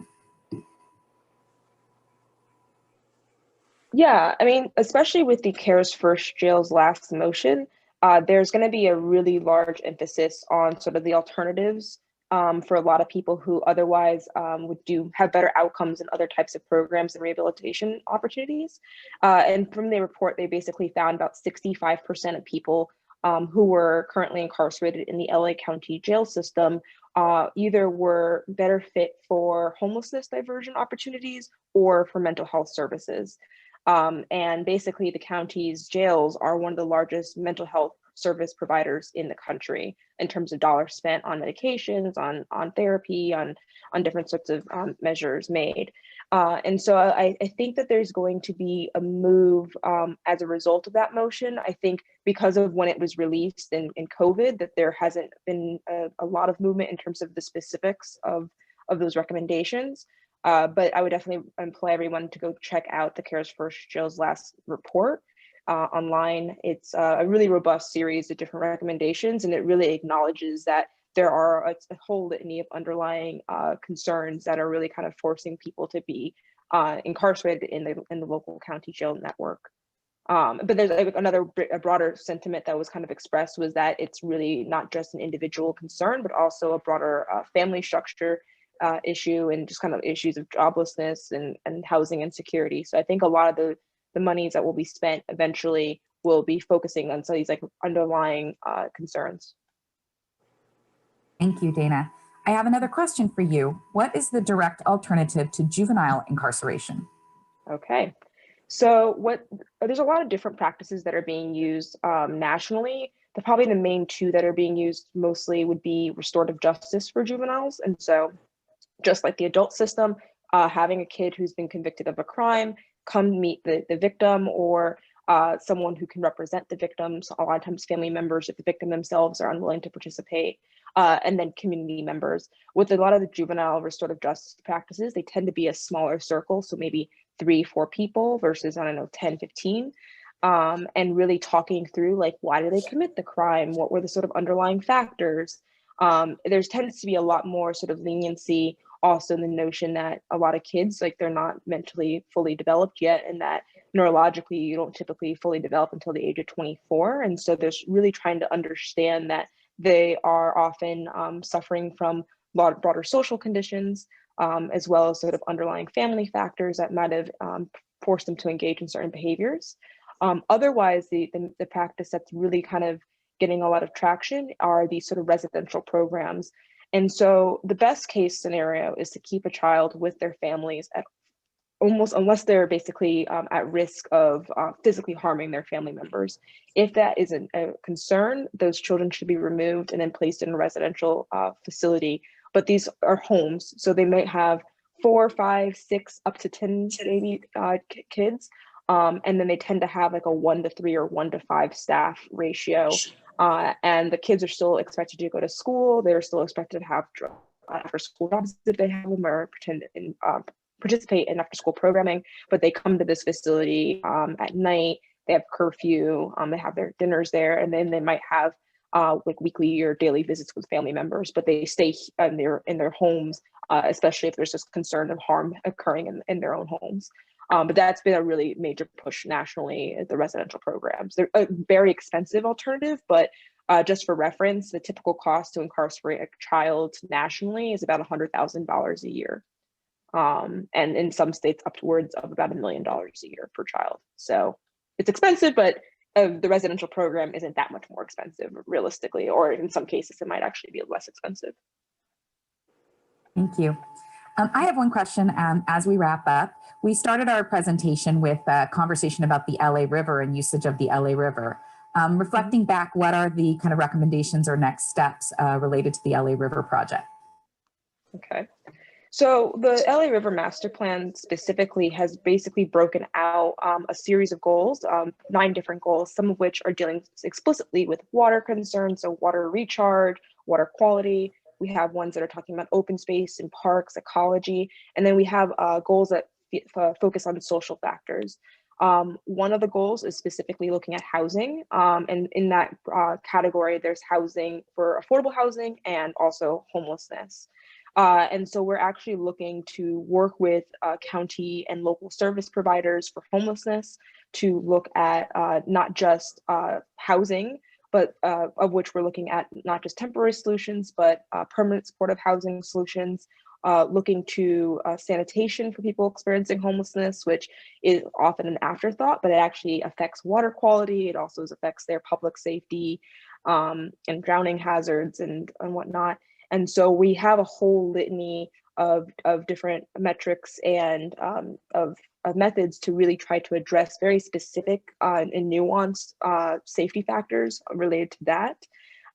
In terms of sort of everyday experience of the LA River, we're looking at putting opportunities for not so much of like active surveillance as in policing, but offering like public safety stations, offering the little blue light boxes for emergency phone, just having better lighting, ways to sort of help people feel a little bit more comfortable in their everyday occupation. And then just having opportunities where the river is really activated more so that there aren't as many stretches of it that, you know, there might be a mile where you don't have an entry to the river, you barely have any lighting, you barely have other a presence of other people. And so really looking at a whole litany of opportunities to make improvements. We have a website for the master plan. It's the LARivermasterplan.com, I believe. And the master plan is actually going to be .org, sorry, thank you. .org, and it's going to be released publicly in the next week, actually, fingers crossed. So check out the website, and there's plenty of other stuff online that you can look up about it. Terrific, thank you so much. Well, with that, I think we'll move on to our next presentation, unless there are any final thoughts or questions for our presenters. Yes, I actually had one. There's so much focus on just the housing part of homelessness, but all of that's going to take at least months, years to even get set up. Has there been any focus on helping the homeless while they're actually on the streets so that we can start bettering the person while they're dealing with the streets? Yeah. So one of the things that we're looking at are these sort of deployable resource centers that could be allocated along the 51 miles of the river, and they basically work with local service providers, and they have maybe like a volunteer or two or one of their employees come on site. And people can go there to enter the coordinated entry system to actually be paired and evaluated for the programs that they might be eligible for, to receive emergency services that they might have, also to find opportunities for sanitation, so showers, restrooms, what have you. And then also there's some sort of coordination as well as belongings and the storage of their belongings. And so that's one of the things that we're really hoping to move forward with in the coming, as the plan gets rolled out. And then just the sanitation. And so right now, the county and the city of LA, along with other cities, have kind of put up porta potties along the river, which have actually a really high cost of maintenance. And so actually building pavilions or these restroom facilities that are open not just to, or not earmarked for people experiencing homelessness, but for everybody, because everyone has to go. So really trying to find opportunities that are a little less costly and very directly in the location that we're talking about. I'd maybe just add one other thing. It's building on a community stabilization toolkit that was developed out of the Lower Los Angeles River Master Plan. So it also includes, just to add to what Dana mentioned, things like education, renters' rights, renters' protections, and kind of ways of protecting existing housing stock as well. Thank you.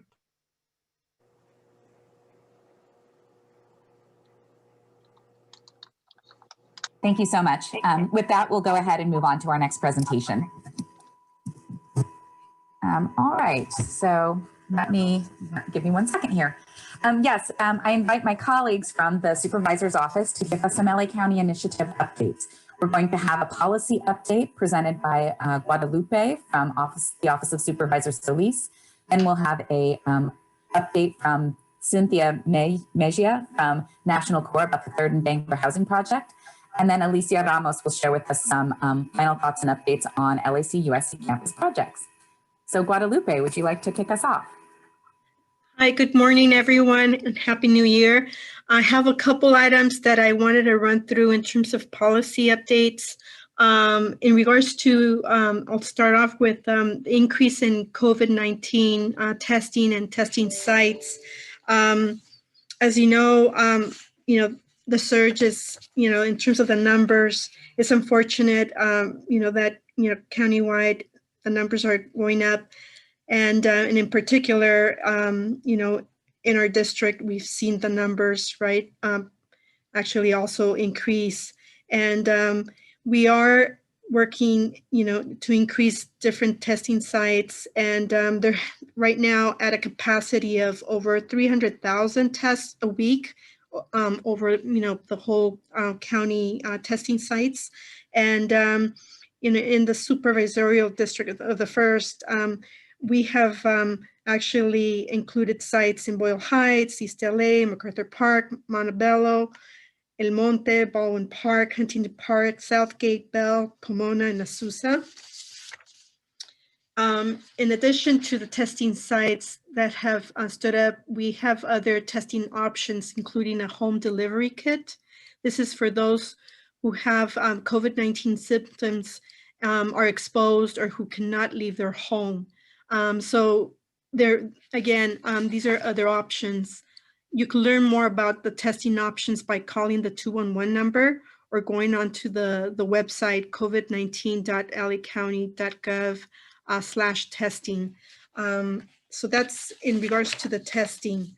In regards to COVID-19 vaccine schedule and priority groups, including UPS and USPS, I just wanted to share that Supervisor recently did send a letter to the CDC, the Health and Human Services Agency, and the governor, asking the state to re-examine the alignment of UPS, FedEx, and other mail carriers as similar and equally essential as those of USPS relative to being part of the 1B group of vaccine administration. So it was, again, to ensure that they look at these other carriers as they do the US Postal Service, because these are very critical workers that have also been key in delivering a lot of our PPE and many other equipment that's been needed, right? So we want to make sure that they're equitably seen and given priority as the USPS. And so we're waiting from the state to see whether they will consider that alignment. We also had a hero pay for frontline grocery and pharmacy workers. The board of supervisors approved the motion authored by Chair Solis and Supervisor Mitchell to provide hero pay to frontline grocery and drug retail employees in the county.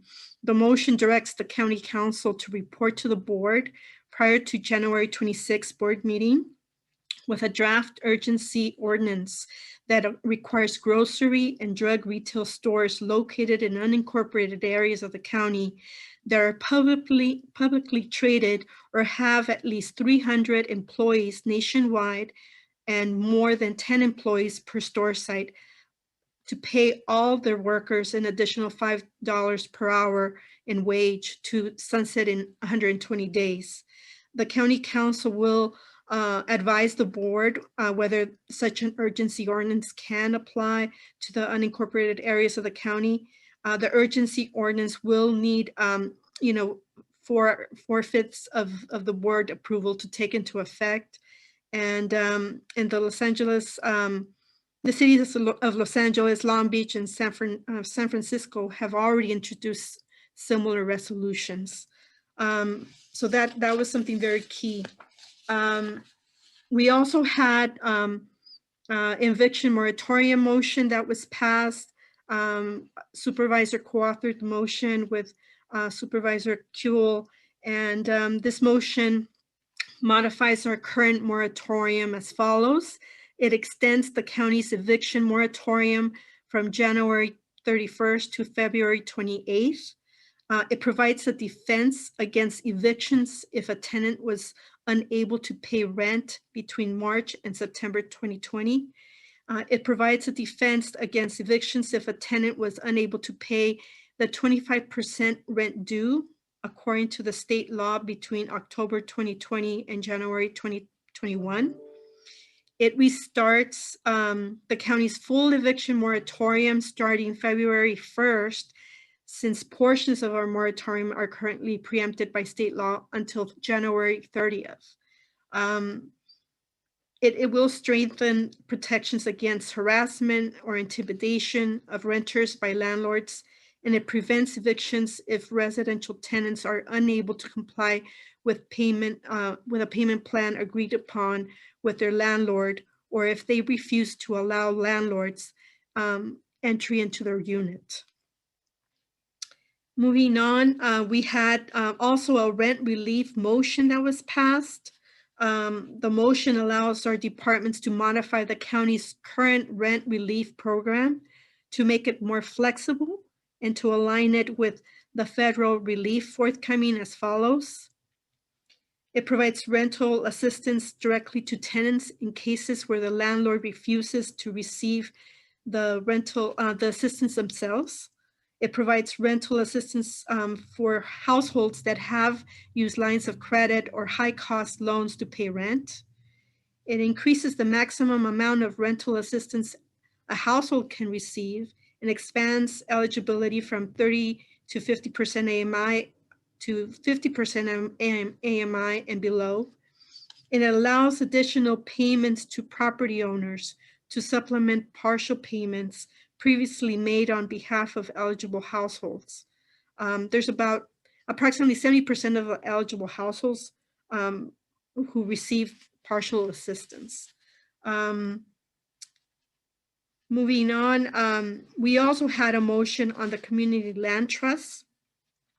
Community land trusts are nonprofit entities that are models in preserving the longest term of affordability for 90 years and plus, and they offer tenants ownership opportunities.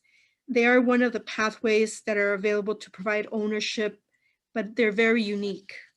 And so we've been working with housing advocates in regards to this model, and we facilitated having partnerships with community land trusts to actually obtain Chapter 8 properties and also non-Chapter 8 properties. And the motion we had this past week was to further, to provide, 14 million to provide to land trusts so that they can purchase non-Chapter 8 properties.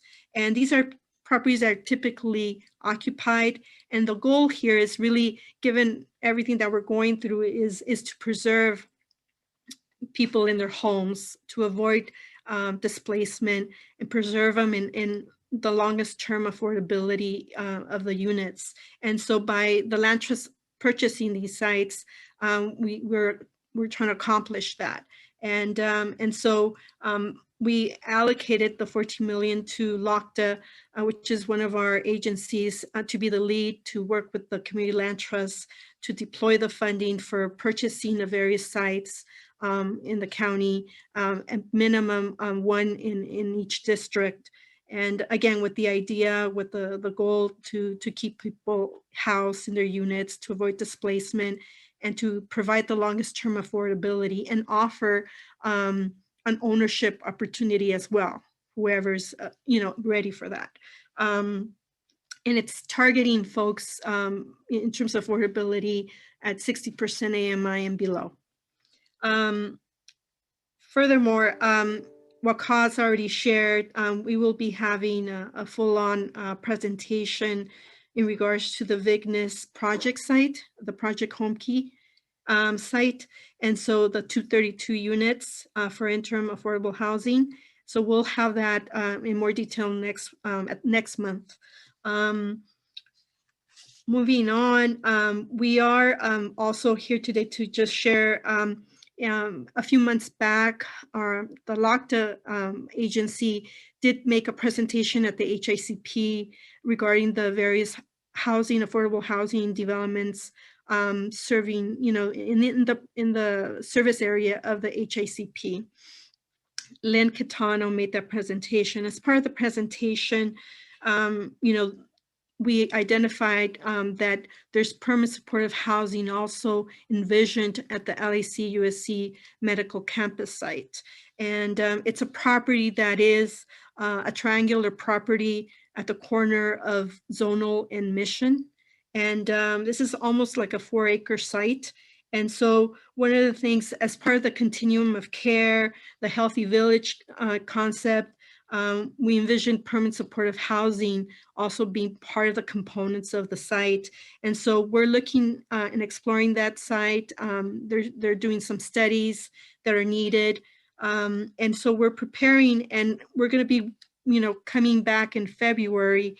And we're going to be working with you and you know, your membership and Rosa and Heather so that we can have a working group established from members of the HICP to help us basically inform, you know, an RFP that will eventually be issued in the spring of this year to again invite developers to affordable housing developers to, you know, submit, right, applications for proposals for permanent supportive housing at that site. And so we're looking forward to, you know, working with all of you. And again, identifying those that are interested in partaking in giving that feedback. Also, we wanted to bring up an opportunity that we have coming up. As you know, the Healthy Village concept is something very dear to all of us, and we want to help make it a reality. And so one of the things that we've been, you know, is it's very key is that we help identify different funding opportunities to fund different components of what's envisioned for the Healthy Village at the LAC USC. So we have an opportunity with SCAG. SCAG is Southern California Association of Governments, and they are providing planning grants that will be available for, they don't have, you know, routinely every year this funding, but they, from time to time when there's funding from the state available, they make these grants available. So we have this one-time opportunity to actually apply for a grant in January 29th. And it's a planning grant to basically allow us to explore tax increment financing districts. And these are districts that basically are created to fund affordable housing, mobility infrastructure, in general infrastructure projects. And so we thought that this was a very good opportunity to actually explore that in partnership with the community. And so these districts, you know, these tax increment financing districts allow basically to capture tax increment funding, which is a tax that's above the base that is used basically to redirect it to fund key priorities. And so we're looking at, you know, doing that, and we would like to have your support in order to apply. And one of the things that they're requiring is 3 letters of support.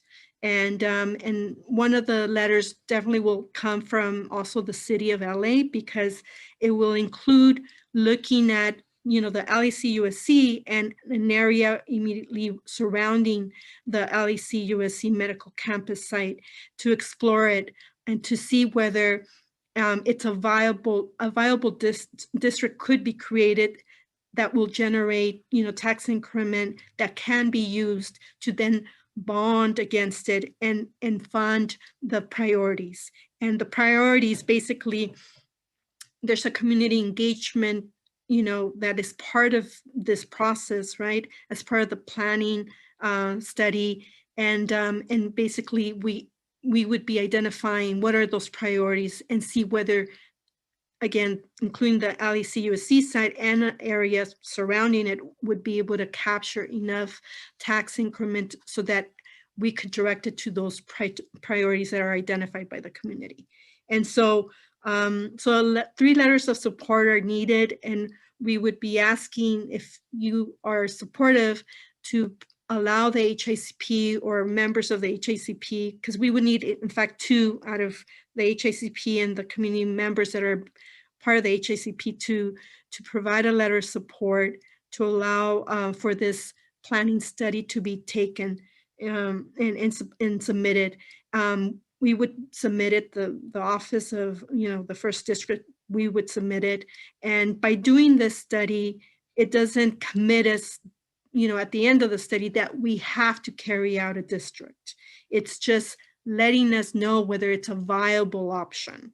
And so we're here today to ask if, again, we would have the support to have 2 letters of support from your group and membership, and then we would get also a letter of support from the City of LA.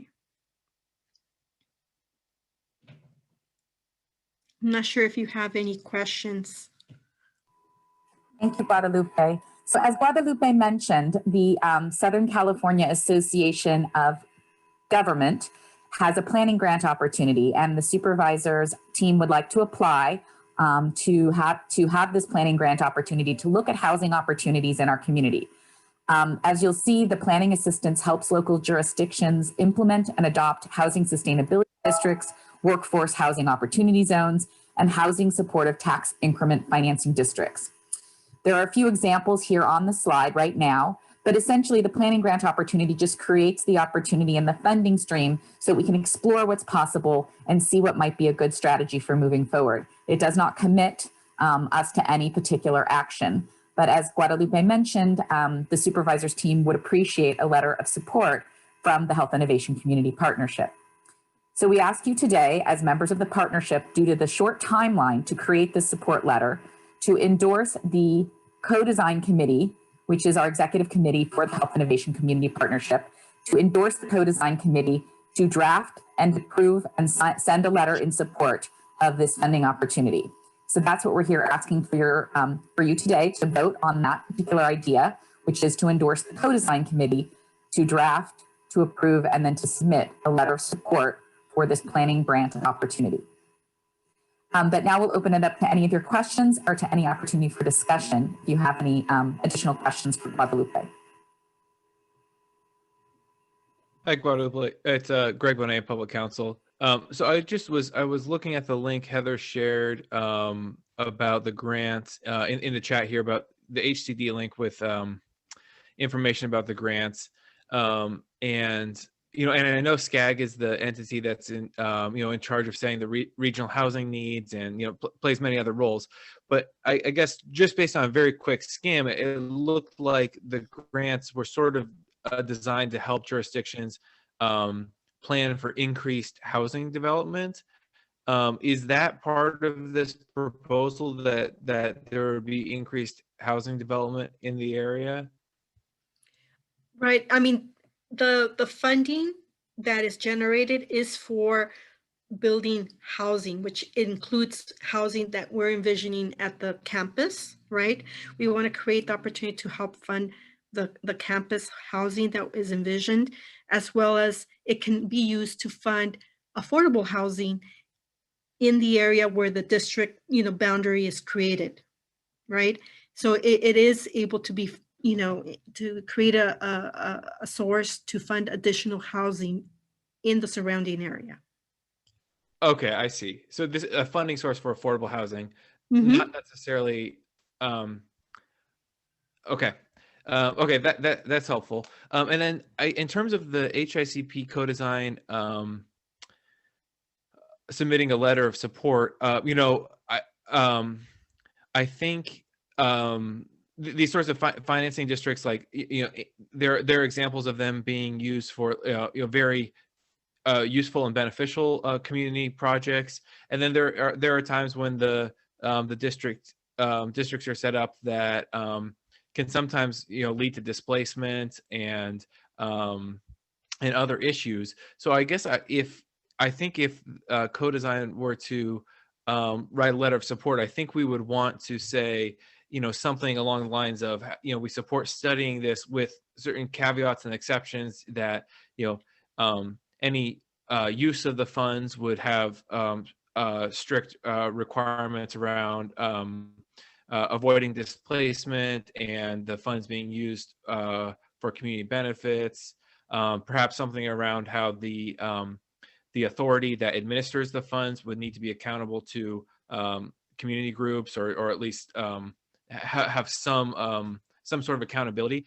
Is that type of letter, so a support with conditions, conditions that we support this idea as long as it is implemented in a certain way. Is that, would that sort of letter be appropriate for the county's application? I don't think that's a problem at all, because I mean, the idea is to further affordable housing, improve, again, create the resource to fund infrastructure, meaning it could be transit, pedestrian improvements, open space, all those are infrastructure projects, right? And transit related. So, and I think what, the HICP, it's very much aligned with, making, with the priorities and the key policies, community benefit areas that the HICP has already enlisted. And so definitely, I don't see an issue with that. Okay, thanks. Thank you for your questions, Greg. It helps illustrate the opportunity and clear up some of those technical details. Does anyone else have any additional questions about this request?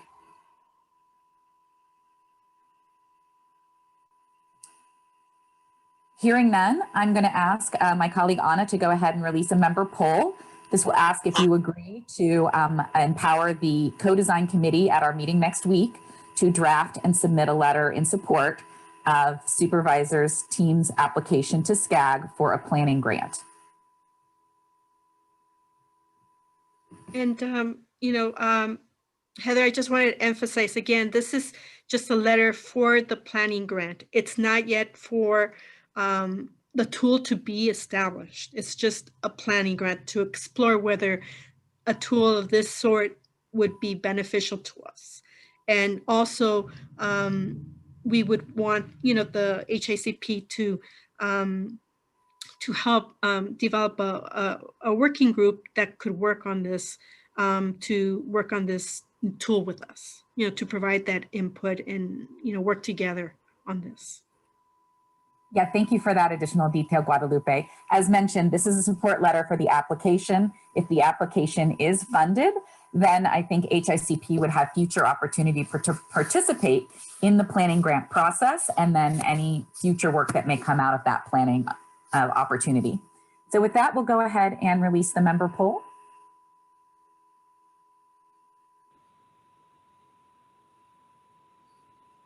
Heather, it's already showing. As host, you can't see it. Maybe I just can't see it. Thanks. Yeah. I guess I don't We've get had it. 27 people. Okay, well, when you guys see enough sufficient response, then we'll go ahead and show the results.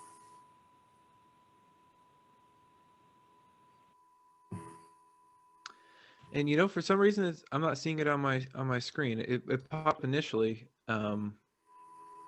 but is everyone else seeing it? It's okay if yeah, I had it on mine. Okay. Yeah, I just want to say that I appreciate Greg's questions and others, and also Guadalupe's response with the assurances that it's good for us to clarify in the letter of support the caveats as with those examples as were given by Greg, because I think in the end we do want to have some clear understanding around any possible unintentional outcomes from anything like this, but it seems like it's very clearly a study only on the viability, and it's for us to determine. Absolutely. So I think for some reason it shows me as logged into another device, so I can't see the poll. So can you guys release the poll results and verbally share with us? what the poll results are?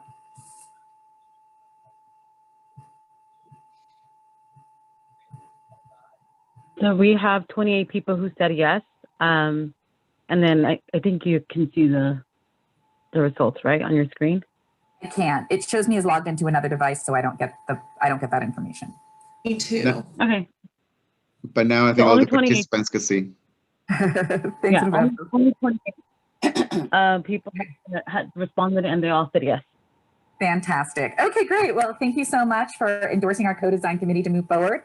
Hopefully the funding will be, the funding opportunity will be approved, and then we can move forward with a planning grant to consider how these different funding streams might be brought to bear to fund affordable housing on our campus and in surrounding communities. We're really excited to move forward with that opportunity. With that, I'm going to go ahead and ask our colleague Alicia Ramos in the last few moments of our time together to give us a quick update on the LAC USC Medical Campus projects. Hi, Heather. Hopefully you can hear me okay. I'm using a device I don't typically use, but hopefully my voice is coming through. Yes. You sound great. Great. Okay. So in the interest of time, we've put together a very concise update on just a few projects. First, the Child Care Center. There you go, Heather. Just to give a quick update on the Child Care Center, we are finishing up the last stages of our jurisdictional approvals, which is essentially building and safety review, other jurisdictional agencies that need to approve the design. We expect those to complete this month. So that's a good milestone to hit so we can start to see more activity on site. The other thing we want to touch on today is the civic arts process that's going on for the child care facility. Today, we do have the second evaluation committee for that civic arts process. And we may have Iris Rain with us today. Iris, do we have you on board today? I don't hear Iris. She's either on mute or... Because we're running late, she may have stepped away. Because yeah, okay. All right. In that case, well, we'll have much more to elaborate on in our next meeting, in the February meeting. We'll have hopefully the results of that committee that's taking place today, so we can report on a lot more progress regarding the civic arts. Yes, for those of us who are in the committee, just to support you, Alicia, there's a conversation today regarding the different artist concepts. So as you're saying, in February, we can definitely share that back. Right. Okay. Next slide, Heather. Okay, and we do want to give an update to what's going on with Women's and Children's Hospital demolition. So on December 8th, the board acted to award the contract for the demolition. And in fact, the contractor is performing demolition services on the interior of the building. So they've mobilized on site. You may not see a lot of change on the outside, but there's quite a bit of activity going on the inside. The other component we wanted to address on Women's and Children's is the commemoration ceremony. This has been a process of, I think, the desire for the community to commemorate and acknowledge the history of this building. And we had very different ideas this time last year, and of course, COVID threw a big change to that. And so the commemoration ceremony took place on site a few months back with a very limited collection of people, including ceremonial dancers. And that was captured on video so that this event would not be foregone with COVID, that we will still have that. And so a video has been put together, actually very, very impressive video. And that presentation we would like to bring to the next HICP meeting, which will be February 5. So I'm going to leave that to Rosa to orchestrate, but I think very exciting to see what came together there and share that with a larger community so we can give the proper, I think, acknowledgement and recognition to the building. Rosa, did you have anything to add here before we conclude? No, that's perfect. Thank you so much. And yes, we will have the ceremony prepared for the next meeting. If there are any questions, those are the two projects that we've touched base on today. If there's any questions, Hopefully we have maybe just a minute to answer anything. And as mentioned, I think we'll have a more thorough update at the February meeting, which is coming up in just a few short weeks. Yes. All right. Well, thank you so much, Heather. Thank you, Rosa. Thank you to everybody at HICP, and a happy new year. Thank you, Alicia. Well, if we have a couple minutes left remaining, our colleague Cynthia from National Core was going to give us a quick verbal update on the Third and Dangler project. Cynthia, do you have anything you'd like to share in our last few minutes? Hi, Heather. Thank you so much. Just really quickly on Third and Dangler, as everyone knows, it's a fully affordable 78-unit rental community. It's coming to the corner of 3rd Street and Dangler Avenue in unincorporated East Los Angeles. Over the last several months, we have engaged several of our committees on a biweekly basis to implement several of our community benefit agreement items. Both of our Pocket Park and local art committees will be meeting today shortly after this call. On the Pocket Park side, our partner from Lot to Spot will be presenting a updated conceptual design for the Pocket Park that implements the vast input received by the committee itself and other local stakeholders. From Lot to Spot has done a really good job in kind of guiding the committee and working with our landscape architect to comprise a design that really meets the needs and wants of our stakeholders, as well as balancing any design constraints. We should have a final Pocket Park design ready by next month.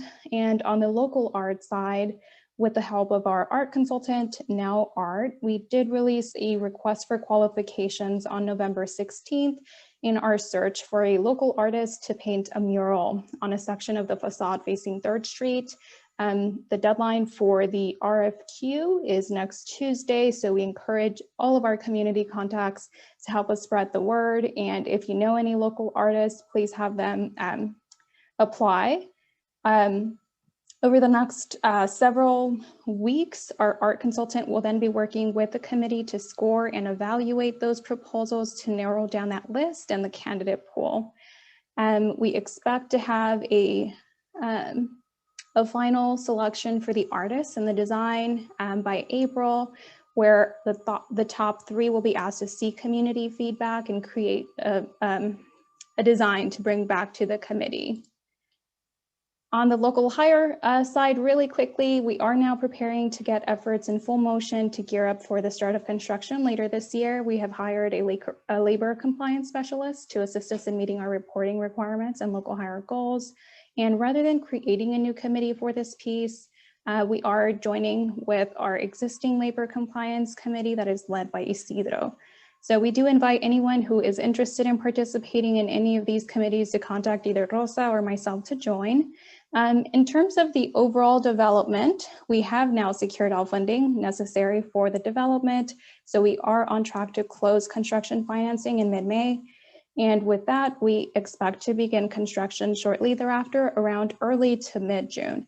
So we do have quite a busy yet exciting next few months ahead, and we look forward to working with our partners to implement the benefits that this project will bring to the community. That concludes my presentation. Happy to answer any questions. Thank you, Cynthia. So exciting to hear all the progress you guys are making, and I'm excited to see the Pocket Park designs at one of our future meetings. Definitely. Any questions for Cynthia? Well, I hear the people leaving us as we have reached the end of our time together today. Thank you all so much for joining us for this really rich set of ideas and conversations around equity in our community. I think most of what we've heard today is really teeing off conversations will continue into the future of 2021. Please be sure to make a note on your calendars. The next meeting will be the first Friday in February, which is February 5th. And you'll be receiving a meeting announcement where you can schedule all of those on your register for all of the meetings for 2021 and add them to your calendars. So please do look forward to those emails coming your way. With that, we'll conclude today's meeting. Thank you all so much for joining us today.